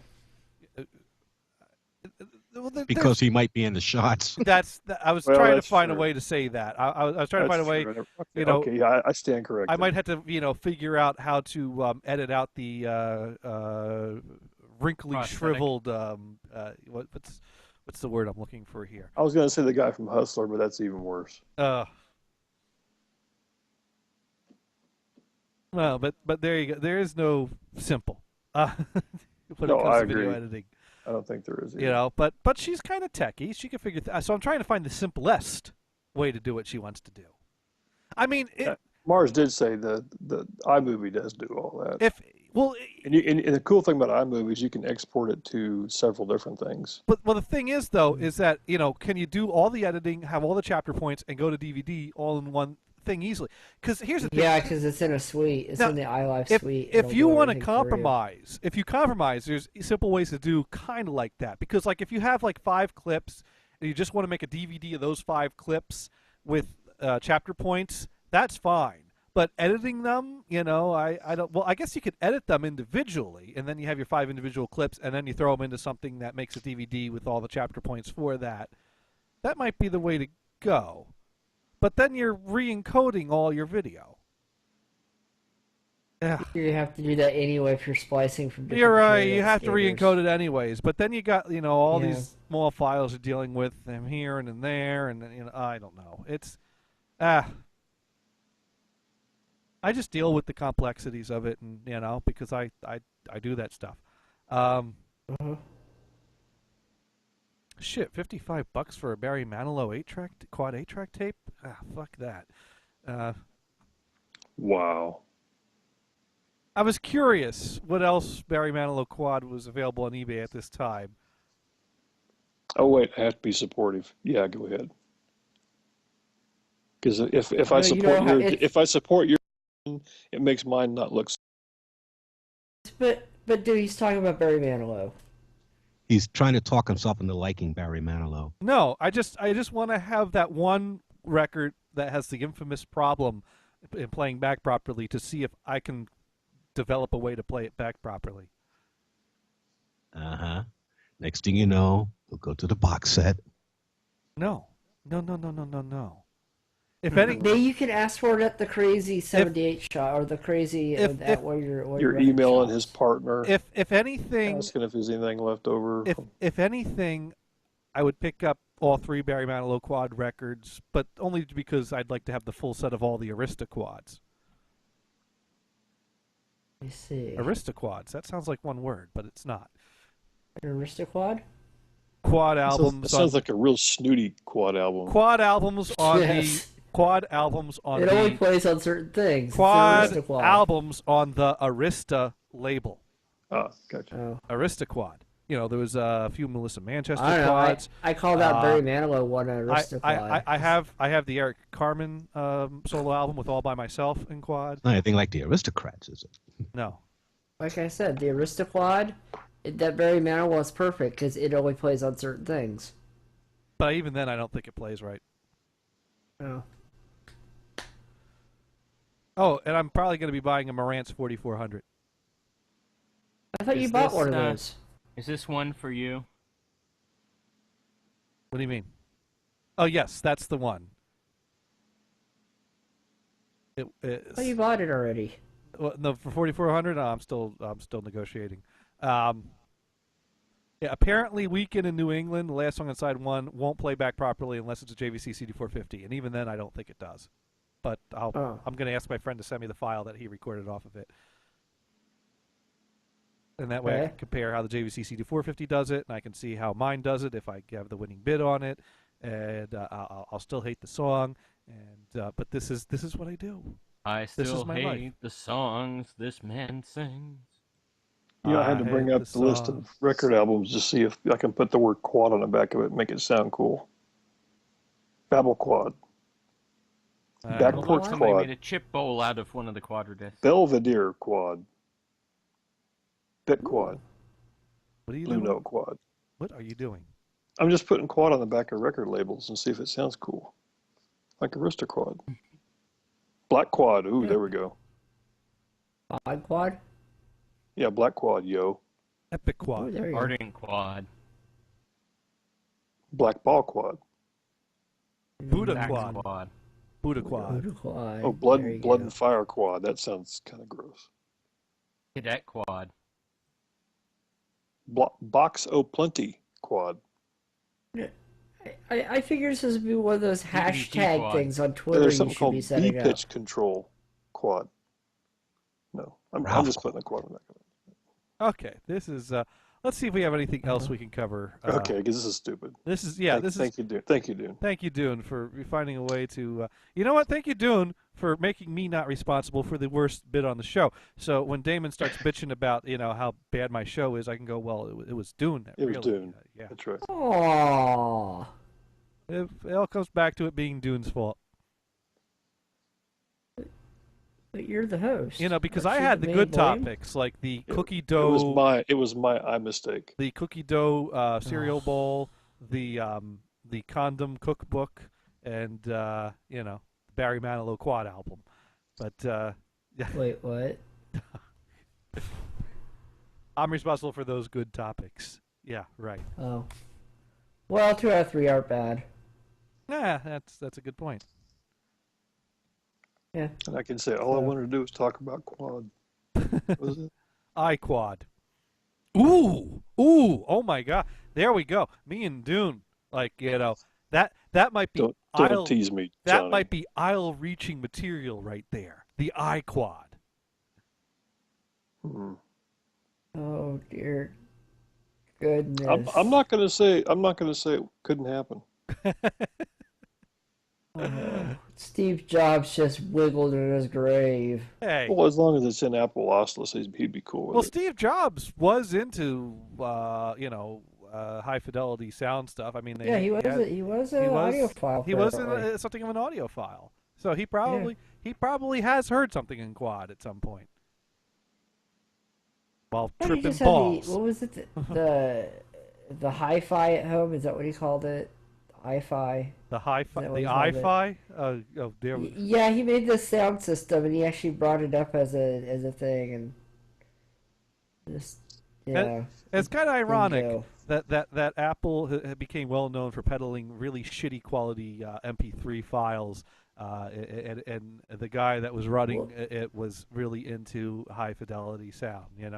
Well, there is the Apple lossless. There's a LAC. But what do they sell in that? What do they sell in that format? An LAC? I don't know. And really, why do they need their own proprietary format? FLAC, free lossless audio. Because they already have their proprietary formats. Fuck proprietary. FLAC is here. AAC. Use FLAC. Use FLAC. There's AAC pluses. Those are proprietary. I don't need more. There's not a need for a inferior proprietary bullshit format when you have FLAC that you could just work with everything. Just use. But it's not Apple FLAC. There's something to be said for universality. Can you play it in your car stereo? Yes. They have them that play FLAC files now? Yeah. Yeah. Huh. It's called put it on your computer, get one of those inverters for your cigarette lighter, and it'll hook up the audio output to the cassette deck. Okay. No, I'm sure there are things. Gators has a little tower underneath the passenger seat right there. There we go. Yeah. We get one of those mini towers and duck it under the seat. There we go. Oh my goodness. Woodshop writes that you could do all that on the fucking iPhone. I guess the video editing.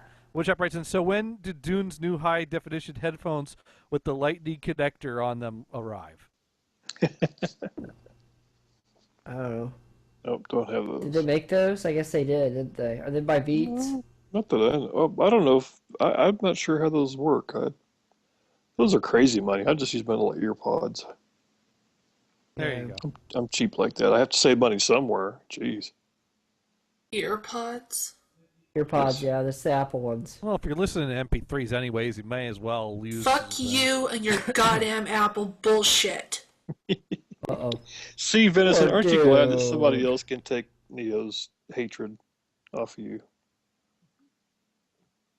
Here, I'll answer for him. Yes. Oh, yes. There we go. No, the bandwidth is quite good tonight, thank you. Oh, Venison. No, I'm trying to free up I need some to hard call. drive I need to space. get a hold of your provider, Venison, and tell them to use more bandwidth. There we go. Yeah, there's not enough viruses and spam and all that fun stuff on the line. There has to be more. So tell me if this makes any sense to anyone. I had an interesting situation at work that kind of makes me think, what the fuck is going on? So I'm hourly, which means that if I work more than 40 hours a week, I get more money. Overtime. Yeah, that's I make overtime. We like that, yes. Yeah. That means but now the thing is, everyone else in my department, they probably all make more than me, but they don't make overtime. So that means when I travel, I make more than them. So it's got its pros and its cons, whatever. And so I punch a clock, and my coworkers don't. And so that's what I've been doing for a long time. And I punch. I used to do that. Now I don't have an alarm clock anymore. I punch a clock, and it gets fed into the system that records the clock punching, and then every other week I've got to approve the time card, and my supervisor signs off on my approval, and there you go. Well, at some point, since we're owned by another company, we're going to be moving on to their system, and their system doesn't use clocks that you punch. It's a time card that you actually fill in. So you basically on your honors say these are the hours that I worked. Which fine, whatever. I'll do whatever. So at some point I received an email that said, this is a new time card thing, use this. And so I went into there, and I pulled up the time card in my clock system, and I took the hours off of there, and I plugged them into that time card there. So there we go. I have my hours here, I have my hours there. Everyone's happy. So because at some point they started bugging me, you haven't filled out this time card yet. Please fill out your time card. It was an automated email. So I did that. So then I got a phone call from someone at the corporate office saying, hi, I was calling about your time card. Okay, yeah. Now, were you confused when you got that email about your time card? I was like, not really. I wasn't sure what it was about, but, I just followed the instructions. Oh, okay, because we had to kind of fix it so that you wouldn't get paid double for your overtime. And I was like, oh, darn. Did you say, I don't mind if you pay me double for overtime? I was like, hey, you want to pay me double for the overtime, especially being that, I was traveling one of those weeks and I've got lots of overtime there. You go right ahead. You pay me all the overtime you want to pay me. And so, it's like, well, that was sent to you in error because you're part of that group, but you're, I'm like, okay, so what am I supposed to do? Well, you could do either. You could either keep punching the clock and being in that system, or you could fill out the time card. It's your choice. And I'm like, wait a minute. You're calling me and telling me it's up to me how I want to submit time to be paid? This was weird. Well, it's transition, so I understand why they're putting you on either side at the moment. But it didn't. But so I said, hey, I'm fine either way as long as I get paid. Whatever gets me the money, fine by. Well, I'd prefer if you were on the new time card system because you're part of that group. The thing is, the people in my group, they don't fill out this time card. So because then I talked to my supervisor about this phone call. She's like, well, I don't fill out the time card. I don't know why. I'm like, hey, that's what she said she preferred, so I'm going to do that. So she basically told me, don't punch the clock anymore. Just fill out the time card, and that's what we're going to do going forward. Oh, okay. Sounds great. Great. So I didn't punch out. So then today, MP pulls me into the conference room to sit down and talk. And she goes, well, we talked to the people in the HR here, and they still approve the time card there, and they don't want you to switch over to that time card yet, so you should keep punching the clock. And I'm like, okay, well, you're going to have to add my punch from yesterday and this morning because I didn't punch. So it's like, does anyone fucking know what they're doing at this company? No, no, they don't, Gators. So that's my funny story about my time card. Nice. So what do you think, Doesn't Dune? really sound very funny. Dune, did you find that funny or not? I think it's. They don't know what they're doing. It's pretty funny. Yeah. Well, it's as long as they pay me what I'm supposed to get paid or more. I'm fine with those two options. But they better not pay me less. Yes. They pay you twice as much, you're not going to complain. But I found this funny that they can't make up their mind how much to pay me or not pay me.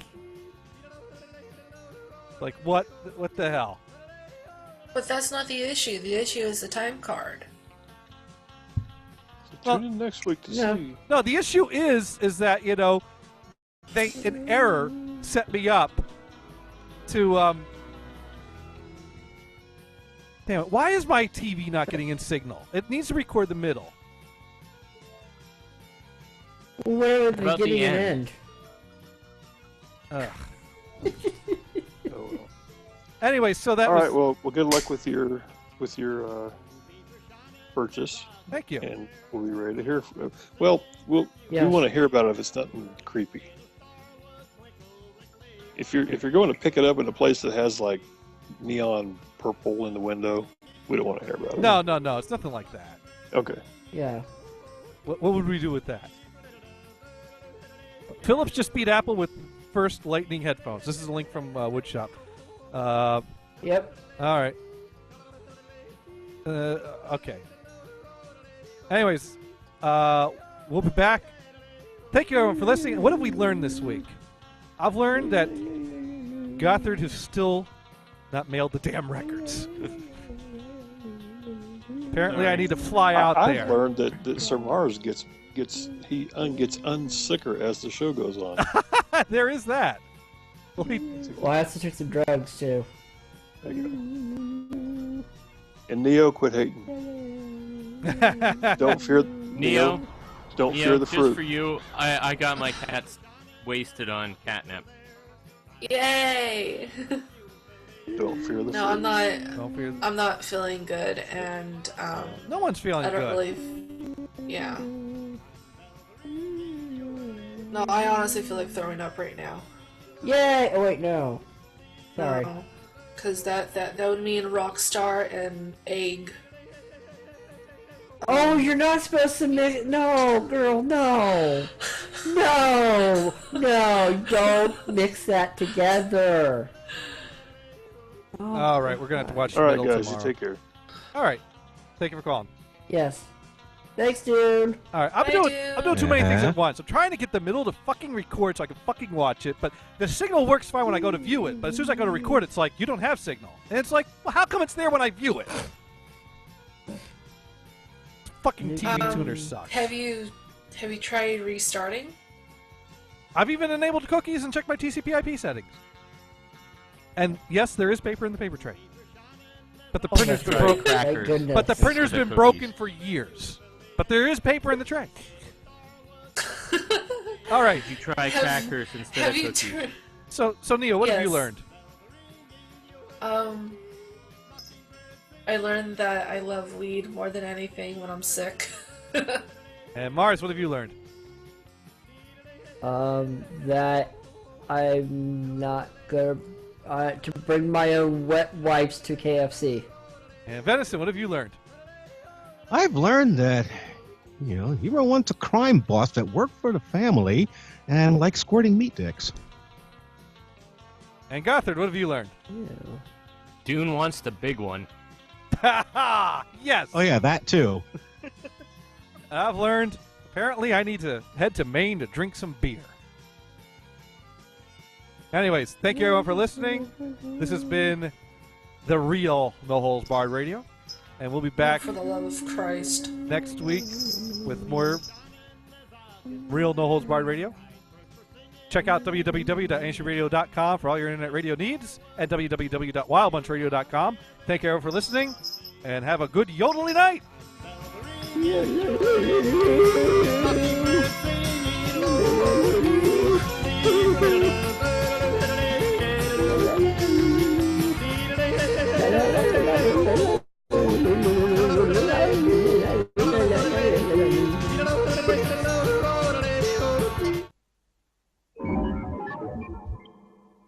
Yeah, you didn't yodel. I know, I didn't feel like it. Oh. Aw. That teaches you from drinking Rockstar.